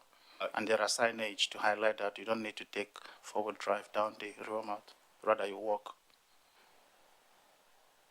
Okay, thank you. Councillor Wilson. Just with respect to beaches, outside the area, so you're allowed dogs on there, do they have to be on leash or are they allowed off leash there? Through the chair, under the current bylaw, everywhere is on leash except for the specific areas we provide for off leash or prohibited areas. So they'd be on leash. Even dock areas, the whole lot, everywhere? Yep. I think DOC has specific rules for their land. Is there any further discussion?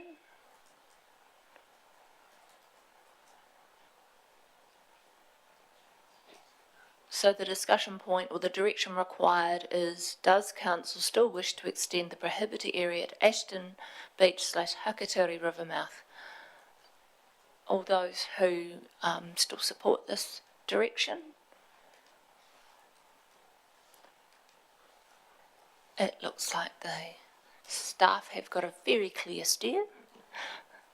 We'll move on to the next one. Okay, thank you, Fred Chair. And we're now into other changes. Council proposed a number of other changes to the bylaw and policy, and these include new and updated definitions around registration tags, dog park, nuisance, playground, working dog and private way. Advisory notes stating that if dogs do not consistently respond to commands, they must be kept on a leash.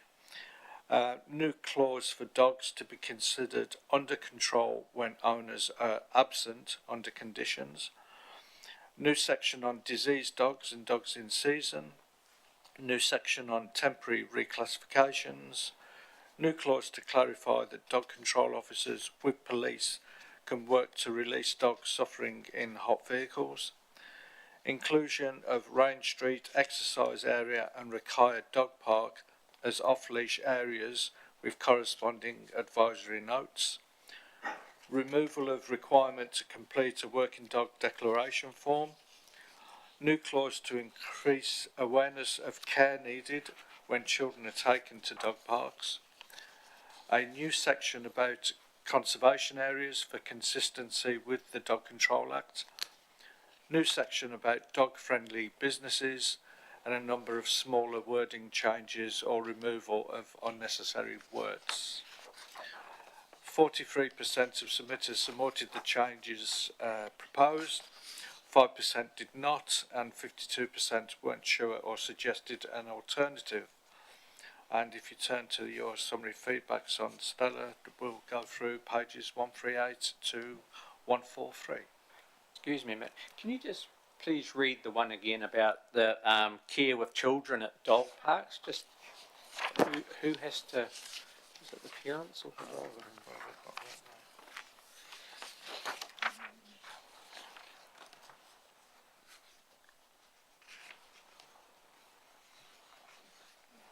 New clause to increase awareness of care needed when children are taken to dog parks. So that's should that include any designated off-leash area? Because that's why you're going to hit dog parks, because the dogs are running free, but they're also running free in the off-leash areas. So shouldn't that be extended to those to make people aware? Thank you. Through the chair, we can do that. Thank you.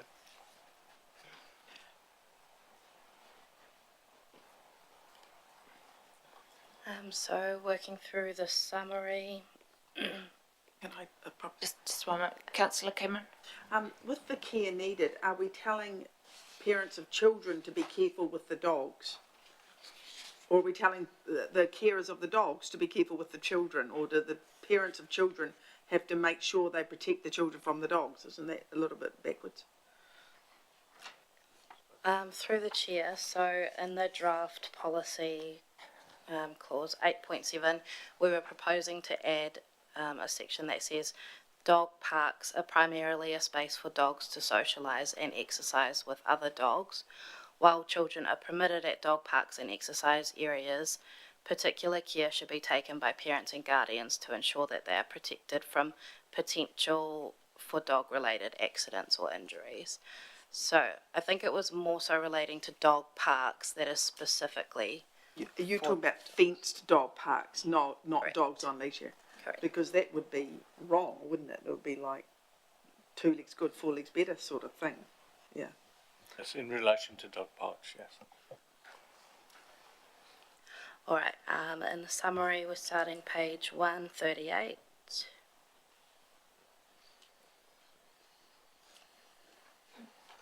$139, $140, $141,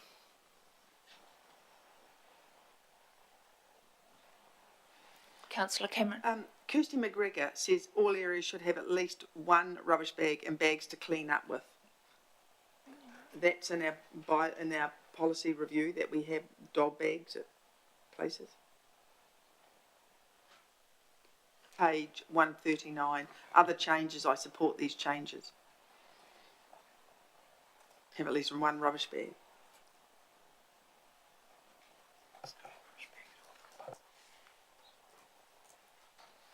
It's not required necessarily. It says in the policy, it says council will provide bins for disposing of dog feces at dog parks and dog exercise areas.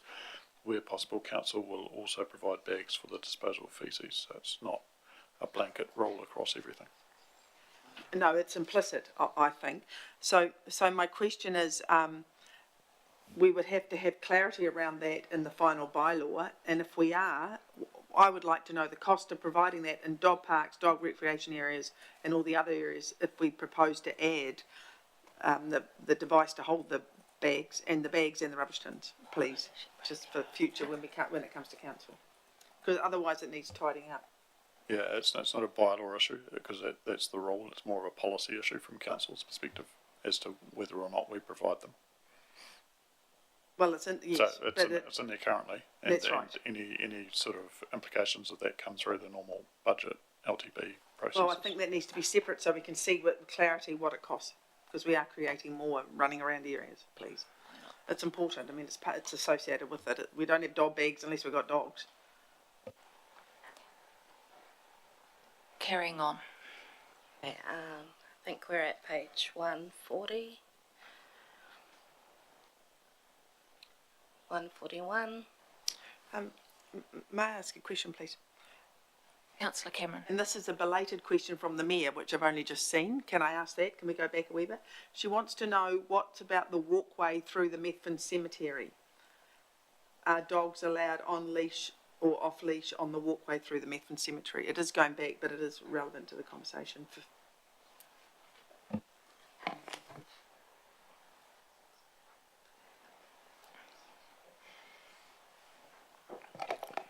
Thank you. I might need to confer with some colleagues on this because we're looking at cemeteries, prohibited areas, so it's adding into that conversation.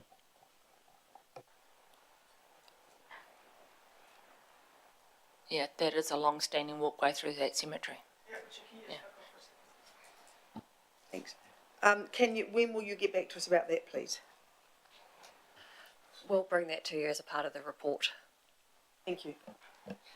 Councillor Wilson. Page 142 from Kerry Harmer Mid Canterbury Fair Farmers. The Met talked about a farmer a dog registration fee of $100, but could we investigate that? But I think mentioned earlier there was 42% rural dogs, and I don't want it to suddenly mean that we have less income, is the word from dog registration, but I want it to mean that we can, if we get compliance across all farms, I say farms, and that trickles down to dogs being known, that would be a great outcome, but we can't afford to suddenly reduce our income from whatever it is. I think we've got about 7,000 dogs, is it we've got? 6,800, which would be about 150,000 of income comes from rural dogs. So we have to be careful that we don't put a policy in that cuts that in half, because someone's going to have to pay. But it would be good for rural areas if farmers were registering their farms in a way, and the dogs were underneath that. Yeah, just I think I'd make a comment that we've heard that from the submissions and taken it on board, and we've already had some very initial discussions about how we might look into bring something for you on that up. Councillor Gilkison. I'm assuming that we're on 142 now. Yeah. I'm just noting the SPCA around tethering, that they recommend including the clause to explicitly acknowledge prolonged tethering, which I think is a good idea. Councillor Moffat.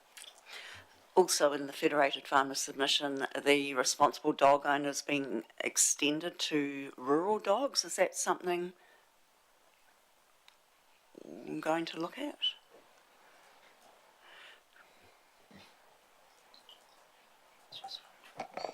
Thank you. Yes, we can look into that. Carrying on. All right, and the last page on that was 143.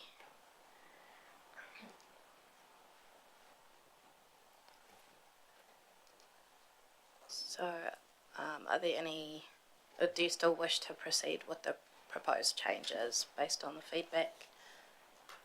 Right, it's open for discussion.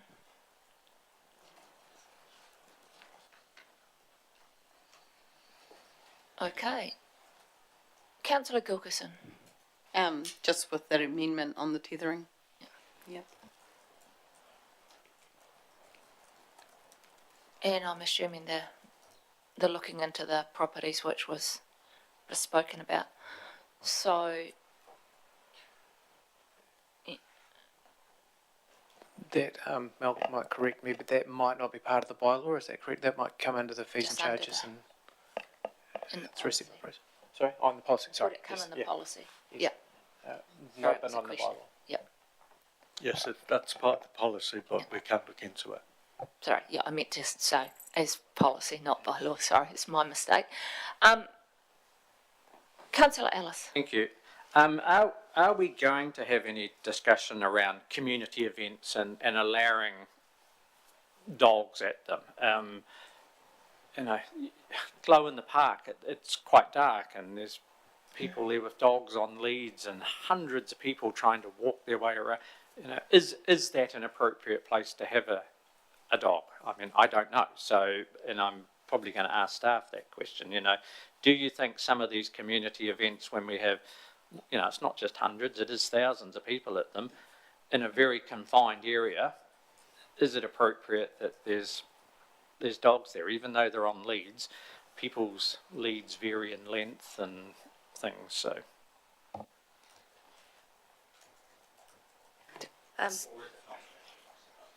Sorry, through the chair. That is one of the other changes proposed, the section on temporary reclassification, so we could prohibit dogs from events. In terms of Glow, I think dogs were discouraged, but this change would give us the ability to prohibit. Councillor Moffat. Have there been any issues with dogs at Glow or other public events? Through the chair, no. Right.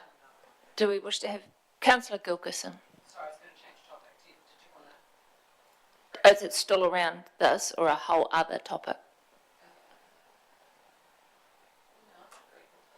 Oh yeah. I was just going to see if people supported this, but so your comments still sits within this. Oh, okay. Righty. I will ask councillors. Does council still wish to proceed with the proposed changes? All those who support it. Just sorry, before we do Councillor that, Everest. Can we be clear, the proposed changes, because there's a whole heap There's of different lots sections. of them. Yeah. So we're talking about all of those from other dog matters, so from 10 on or from 8 on? Oh, can't see.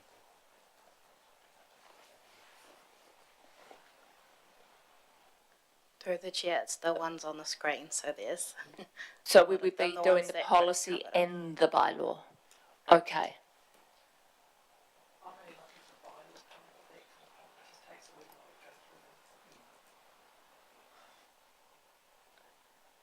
Councillor Everest, Yeah, sorry, I'm just catching taking a up, moment to sorry. read them, that's fair enough.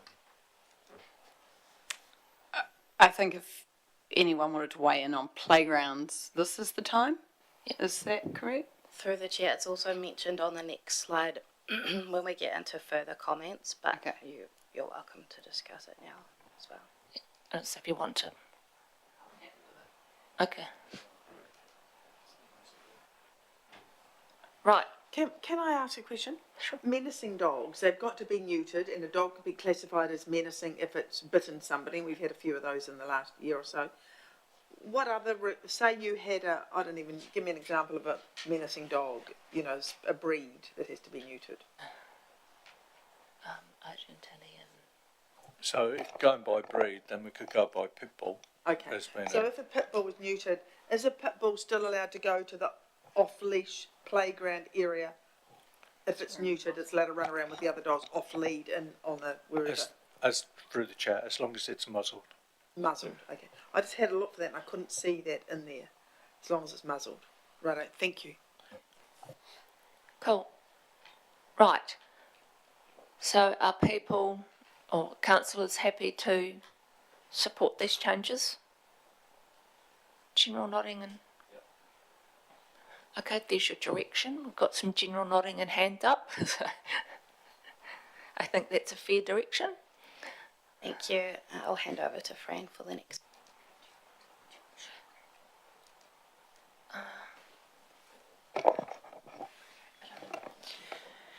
So further comments. So there are a number of comments received from submitters. The best way we will work through comment by comment in the summary of feedback and discuss. So this is pages 144 to 160. So some of these: enforcement and education, so stronger enforcement of existing rules, more education and communication for dog owners, concerns about uncontrolled dogs and public safety, some general comments: support for changes, public safety and enjoyment of shared spaces should take priority, concerns over dog waste and owner compliance.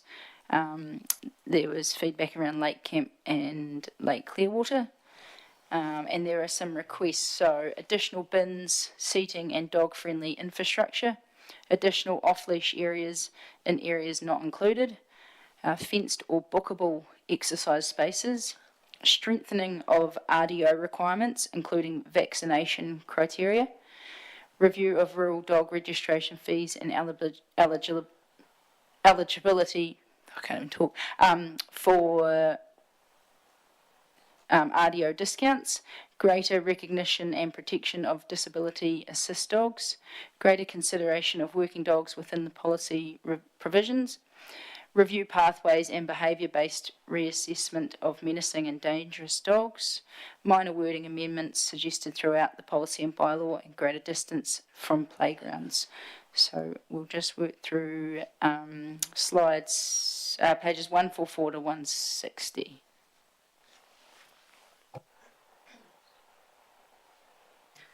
Right, so page 144, 145, 146, 147, 148. Councillor Hooper. Well, I see 148 is the start of Dave and Jackie Howden's letter about Camp in Clearwater, so I'm just wondering if we're going to have a discussion on that. I think we can, it's a bullet point there, so.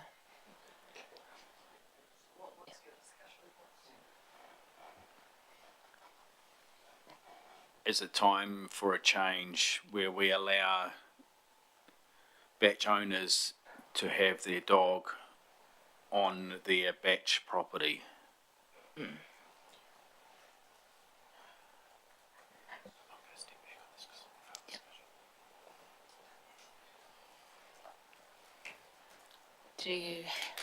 We can discuss it now, I suppose.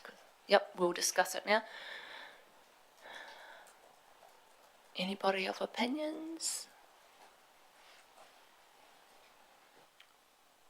Councillor Ebris? Just the comment from the officers in terms of prohibition on Department of Conservation land, which I guess is the catch to Councillor Hooper's comments. Councillor Ellis? Yeah, no. Once again, if we make it a very hard area to enforce because it's so far away, but in a lot of those areas it becomes self-policing because if, and it is a big if, we make this change, I don't believe there's any way the hut owners will want anyone upsetting what's happening because my only comment would be their section size. To keep a dog contained in that in some instances is going to be very difficult because there's very little land, not a lot of fully fenced sections. It's a tricky one. And then once you open it up to hut owners, I can just feel the campers but once again we have to rely on people being responsible dog owners. But yeah, it's one I don't know the answer to at this stage. Councillor Gilgerson? Yeah, like I can understand some of the requests wanting to bring their dogs up to the batch, but I think that ultimately it's one that we can't come back from.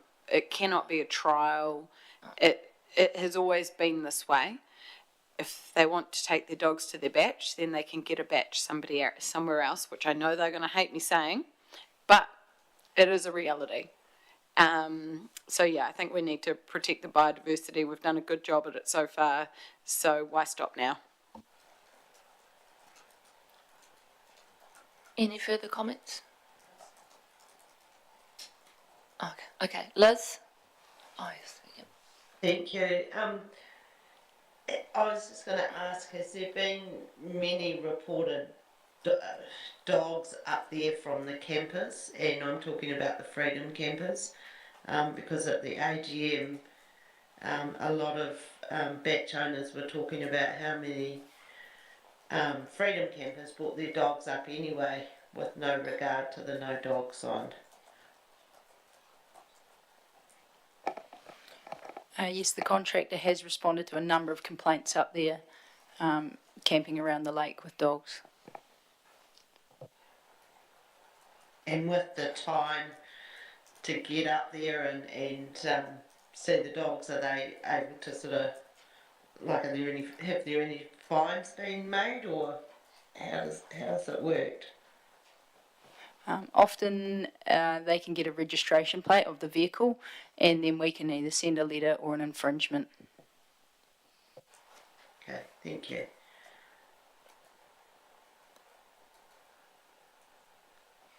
So from that, how do people feel about dogs?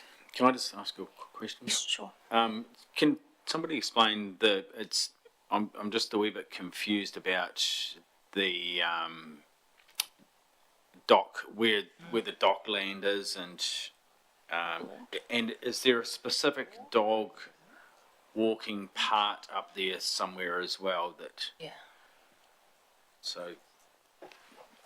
Through the chair, the Lake Camp site, which includes the road and the surrounds, that's DOC-owned land vested in the Ashburton District Council. So our management is vested at DOC's behest. So it ultimately is DOC land, which then aligns with the neighbouring DOC estate, where DOC have a no dogs blanket policy across the board.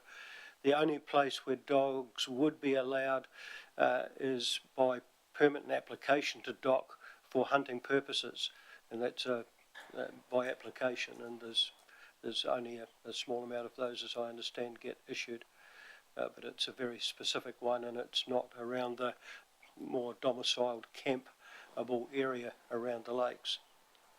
It would be more up into the Potts type areas. Can I just comment, Lake Emma, which is very close to Lake Camp, is permitted dog use area. You can take your dogs for a walk there, And so if you walk around, right around the lake, you actually end up near Lake Camp. So yeah, that's permitted use for a dog. Thank you, Liz. I've just got a supplementary for Ian, if I may. So, Ian, really, with it being all dock land, our hands completely tied. Through the chair, that's correct. Right. So there's no more debate. Thank you. All right, if we go back to the summary, page 149. 150. 151.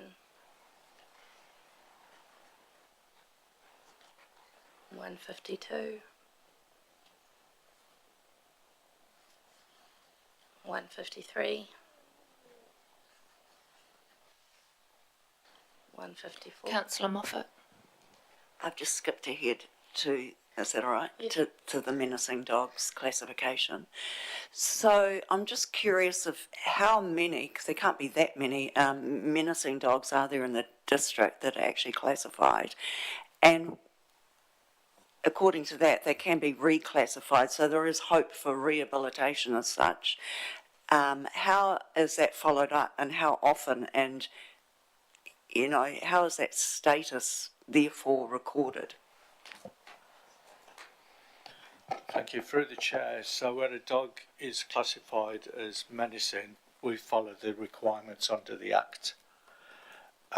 We're not allowed to change from that. So if somebody wants to appeal and have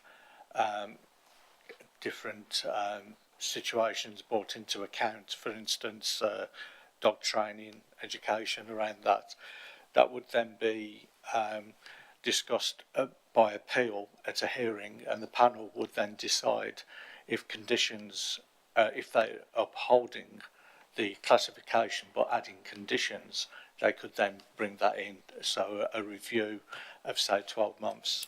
This was done in Auckland some time ago, and we followed that in a previous hearing. We have 23 dogs currently as menacing. Okay.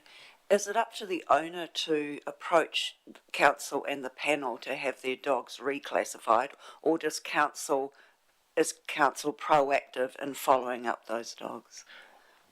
Through the chair, when the dog's classified, there are procedural notes with that, and giving them the appeal rights which are under the Act to follow. Thank you. Through the chair, just to follow up on what Rick said, it's just, I think, important to note that if a dog's been classified, it is very serious and it's done something that's been proven to be dangerous or in other ways inappropriate. So any decision on reclassification, or even to consider that as an option, would be something that would be taken very seriously, and there would be a very cautious approach taken to it, I believe. All right, page 153, I think we're at. 154. 155. 156. 157. 158. Councillor Cameron. I've got a comment here, page 157, with regards to the Tynwald domain. We didn't discuss an off-leash exercise area there in this review. Can you tell me where there is off-leash areas near the Tynwald domain, or where there's dog parks or off-leash areas available for people for use in Tynwald? Through the chair, I'll just bring up the map which shows current off-leash areas, but in the workshop that council held in April, we did discuss the idea of an off-leash area at Tynwald Domain, and it was decided not to include it in the draft proposal. I think it was mainly due to the disc golf in the domain. But may I ask, make additional, we have disc golf, it's down there at the EA Network Centre where we've allowed an off-leash area. What did we decide about that? I think it was an off-leash area. Can you help me understand the inconsistency with regards to that, please? Through the chair, that's why we had proposed to remove that off-leash area at Smallbone Drive. So we didn't propose to include Timwell Domain because that would be inconsistent with that proposal. But regardless, it appears to be inconsistent from where I'm sitting. Yes, it is. So there's no dog, what's a green down there? Is that just beside the railway line? So you can walk your dog down there on, presumably you want to walk it on a lead or it's going to run out and get bowled by a truck, I imagine. Through the chair, that area is actually off-leash. It's off-leash. What is that green area on the east side? Yeah, there.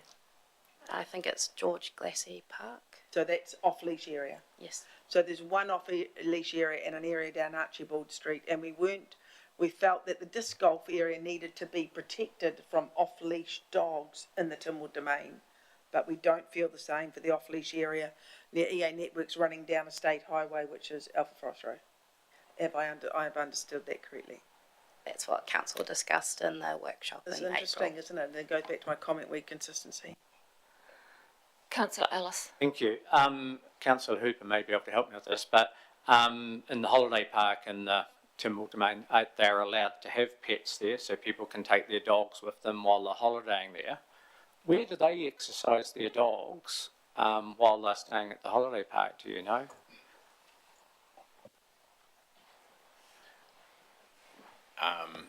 Yes,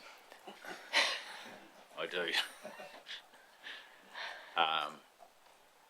I do see people walking their dogs up the Plains railway track.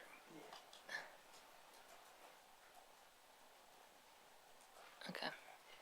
Councillor Cameron. I just want to ask a question with regards to that. Yes, you're right, Phil. What's the status of the Plains railway track with walking dogs? Through the chair, under the current bylaw, it would be on leash. Consistency.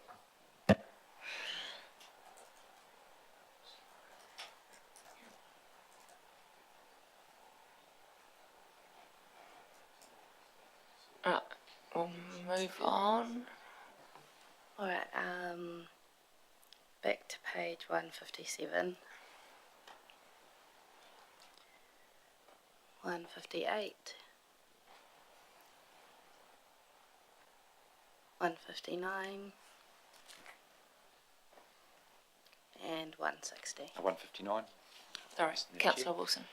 Those ones put in by Kerry Hammer of Federated Farmers, I can see what they're saying about the first one, to exclude working dogs for the tethering, because if you're obviously, every time you went on the road with your working dog, you'd have to tie him up, so it's not going to work. And a working dog, this is especially sort of, I'd say, in a sheep and beef context on a rural road, if they're shifting them from one place to another, they're not going to carry a plastic bag to pick up the poos from the dog from that. And the one about on land that is not the dog-owned land, that'll be probably to do with public land, but the public land is not the domain, it's a rural road in a rural environment. So can those be there, can be, as I said, assess these in recommendations deliberation, can they be included or? Yep, through the chair we can go away and have a look at these and bring back recommendations to council just to make sure there's no unintended consequences. Yep. Councillor Cameron. Thank you. A question 159, submitter Anne Watson 182. I really think 1 metre next to children's play area is too close. We didn't like that at Argyle Park and we said no. Are there any other parks in the district where we have dogs off leash within 1 metre of a children's play area? We do. Through the chair, George Glassy Park in Timwell has a playground. So as part of this review, will we be reviewing that? Because 1 metre, I don't know, a dog can tell 1 metre. Through the chair, now's the time to discuss the distance from playgrounds if you were hoping to change it. Well, I agree with Anne Watson. 1 metre is too close to a children's play area. I don't know if I have support around the table. I assume I do, because we didn't like 1 metre at Argyle Park. So again, if we go back to our previous decision, so I'd like to see that changed. I'll put it out to other comments.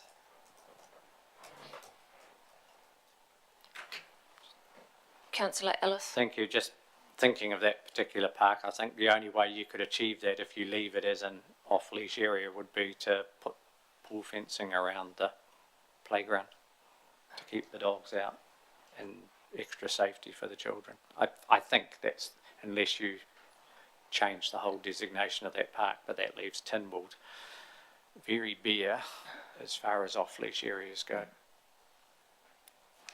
Councillor Cameron. Couldn't we say, like we do in Argyle Park, no dogs off lead within 20, I mean, it's about 20 metres from where we've said middle road to the playground, well, it's barely that. No dogs off lead within 20 metres of the children's playground, or 10. I mean that we're relying on that in other parks.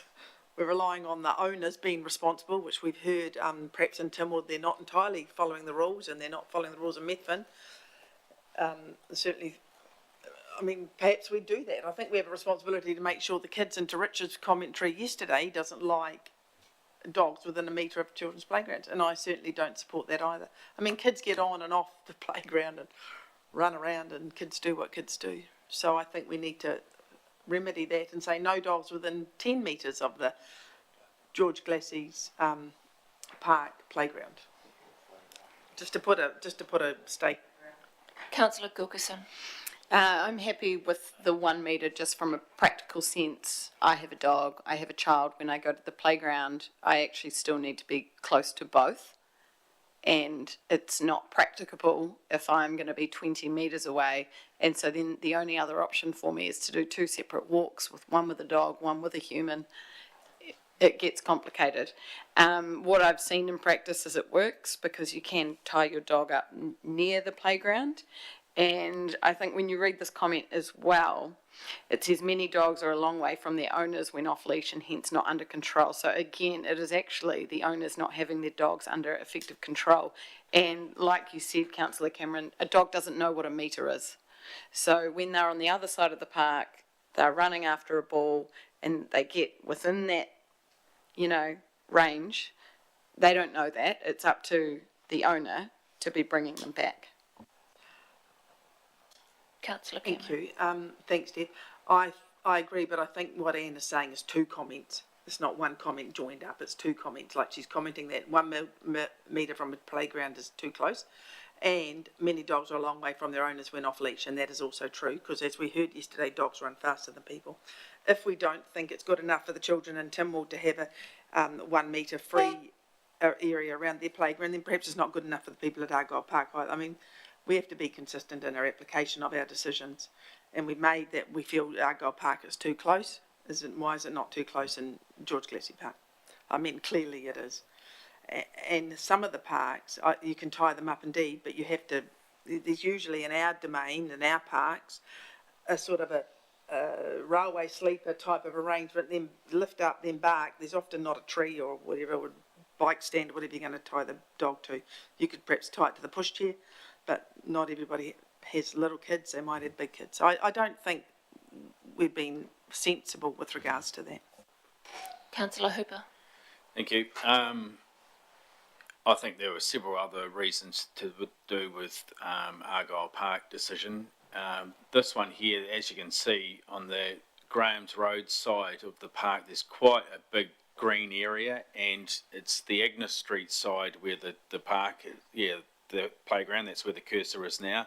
So I think if we had some signage 5 metres away from that, in between, sort of, just if you move your little hand to the, around about there, and said that you're now entering an on-leash area, and made that a clear definition that the large green area was off-leash, and as you enter the playground is on-leash, I think that would do. I'm sure the children of Tynwald would agree. Any officers' comment on the suggestion? Thank you through the chair. My colleagues, we could work with that suggestion. I think that sounds perfectly reasonable. So you're happy to keep it as an off-leash area with the appropriate signage near the playground? People in agreement with that? I believe you have a steer from that. Through the chair, thank you. So was there looking to be a change of the distance from playgrounds, or were you wanting to Greater leave it than 1 metre?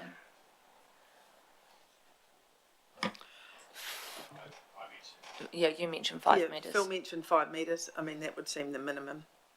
So we give the... Yeah.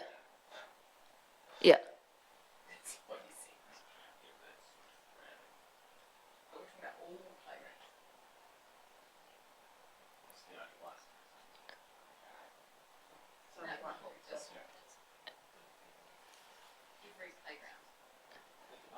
Yeah, so I think what we're saying, at the moment, dogs are prohibited within 1 metre of a playground, on or off.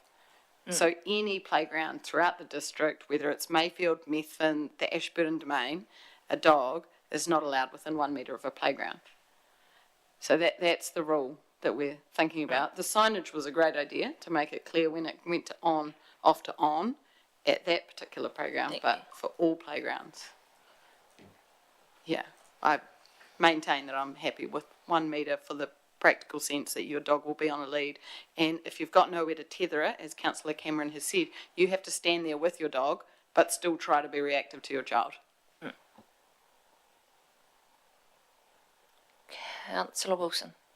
Yeah, it'd be interesting to understand what other councils do. I totally get what you're meaning, where you hold your dog and that sort of thing, but I don't know where the playgrounds sit. But you're not allowed them in a playground, and it's probably, if it's 1 metre, well, that's quite close, but that is whatever. But definitely off leash should be back, because you can't tell me if your child's sitting at the end of the table in 5 metres or 1 metre, you can't effective control. You've got to be pretty certain of yourself if you're that close. But so I'd like to understand what other districts do with regards to playgrounds, so we're consistent, because we don't want to be the outlier or the oddity, because people visit playgrounds from outside the district too, and you know, especially too, we don't want people who go to playgrounds with their dogs to be completely impractical.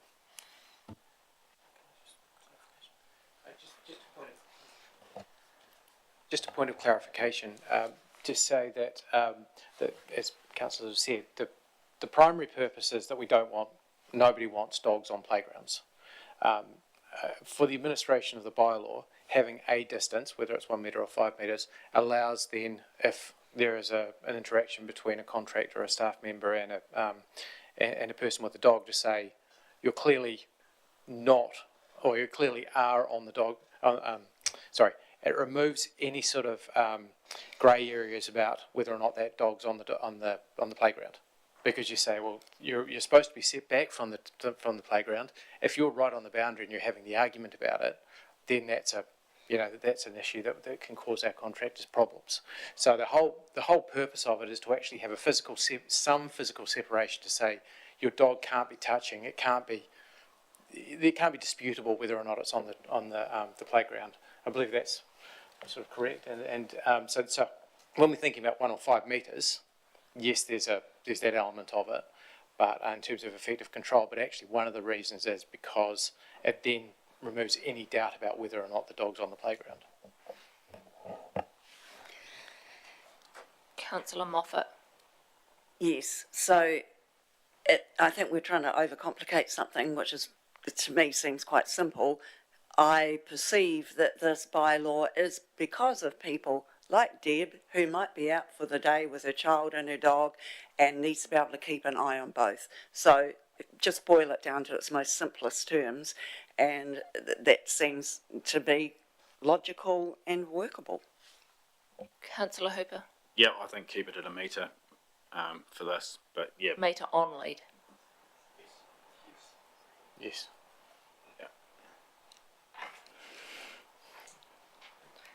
Cool. Cool, thank you.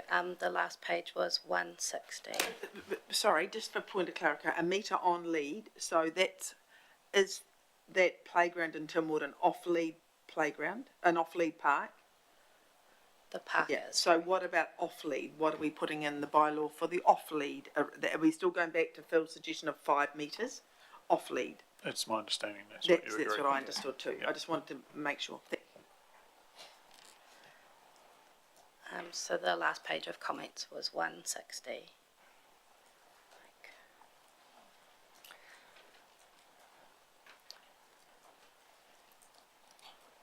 Are there any other changes council wishes to make based on feedback?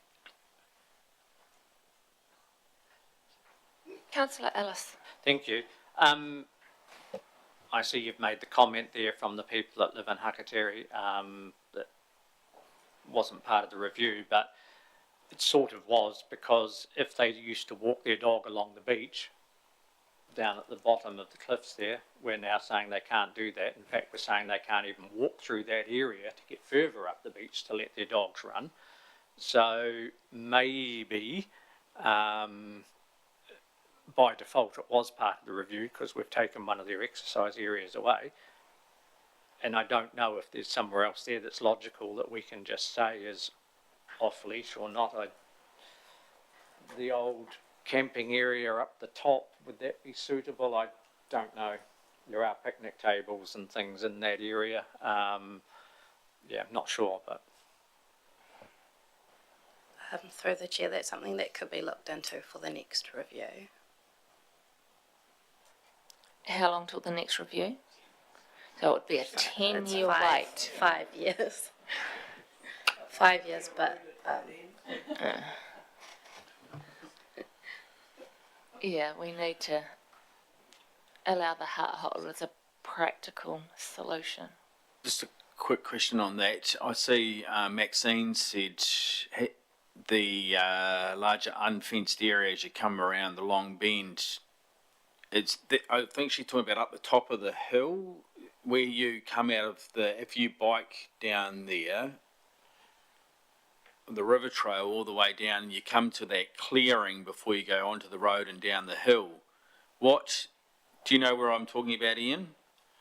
What is that, a reserve piece of land there? Yeah, through the chair, that's road reserve from what I'm looking at here. What does that then mean as far as that being a off-leash exercise area? I would assume the adjoining owners are maintaining, or maybe cut and carry of it. It's just up further, Mel, back out a wee bit. Yep, just up above your cursor, right there. Yep, that triangle to the right of your cursor, beside the road. In there, that's it. Yeah. So that's road reserve, and I'm guessing our roading staff won't be mowing that, so it's probably at the behest of the adjoining landowner to do something with it, but that could be a possibility. Thank you. And this is probably more an issue for Upper because there is quite a open green space down in Lower Hakateri, but that is owned by those residents, so I don't think they'll want to share it with others, but yeah.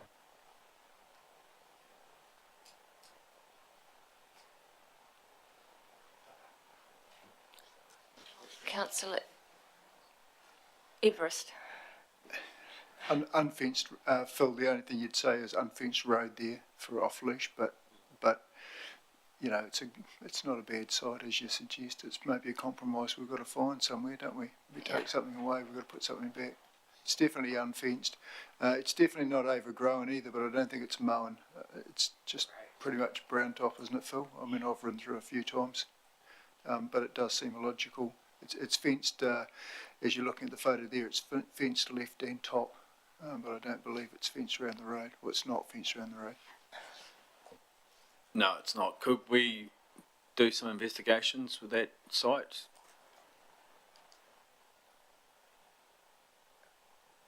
how do I go about? Yep, no, we can look into that. I mean, obviously, because this hasn't been part of the review, would also have to consider the sort of consultation implications, or if there are any. Which we could do in conjunction with the long-term plan? Question? Potentially, I mean, it's quite targeted, so Right. we could potentially just focus on Hakatri. Okay. Councillor Wilson. Just if you do anything down there, please consult and talk to the hut owners, because they're quite caring of their community down there. Councillor Cameron. So it's currently road reserve. How big an area is it? About like a couple of acres, or? Would be quite big. Quite big. So close to a hectare. Did you say it was going to be sold to the farmer next door? Did someone say that, or did I make that up? No, I made that up. Okay. It seems if it's road reserve, yeah. Are there any further discussions to be had? Through the chair, just to clarify on that question, 4,900 square metres in that triangular area roughly, so acre and a quarter. What is such a thing as an acre?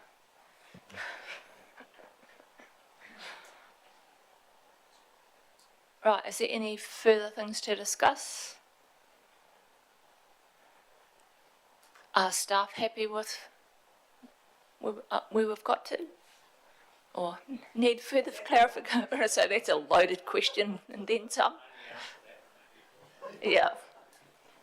Through the chair, I think we have the direction that we needed. Right, I'll throw the floor back to you. So the next steps, we'll draft changes discussed to the bylaw and policy, seek legal feedback, and then present the final bylaw and policy to council on the 23rd of September. And after that, we'll advise submitters and stakeholders of the outcome, and the bylaw and policy will come into effect. Were there any more questions or anything else? Cool. Thank you very much for your attendance, everyone. I will call the meeting to the close, and I'm sorry, staff, we didn't go for a tea break, but I thought we're getting really close.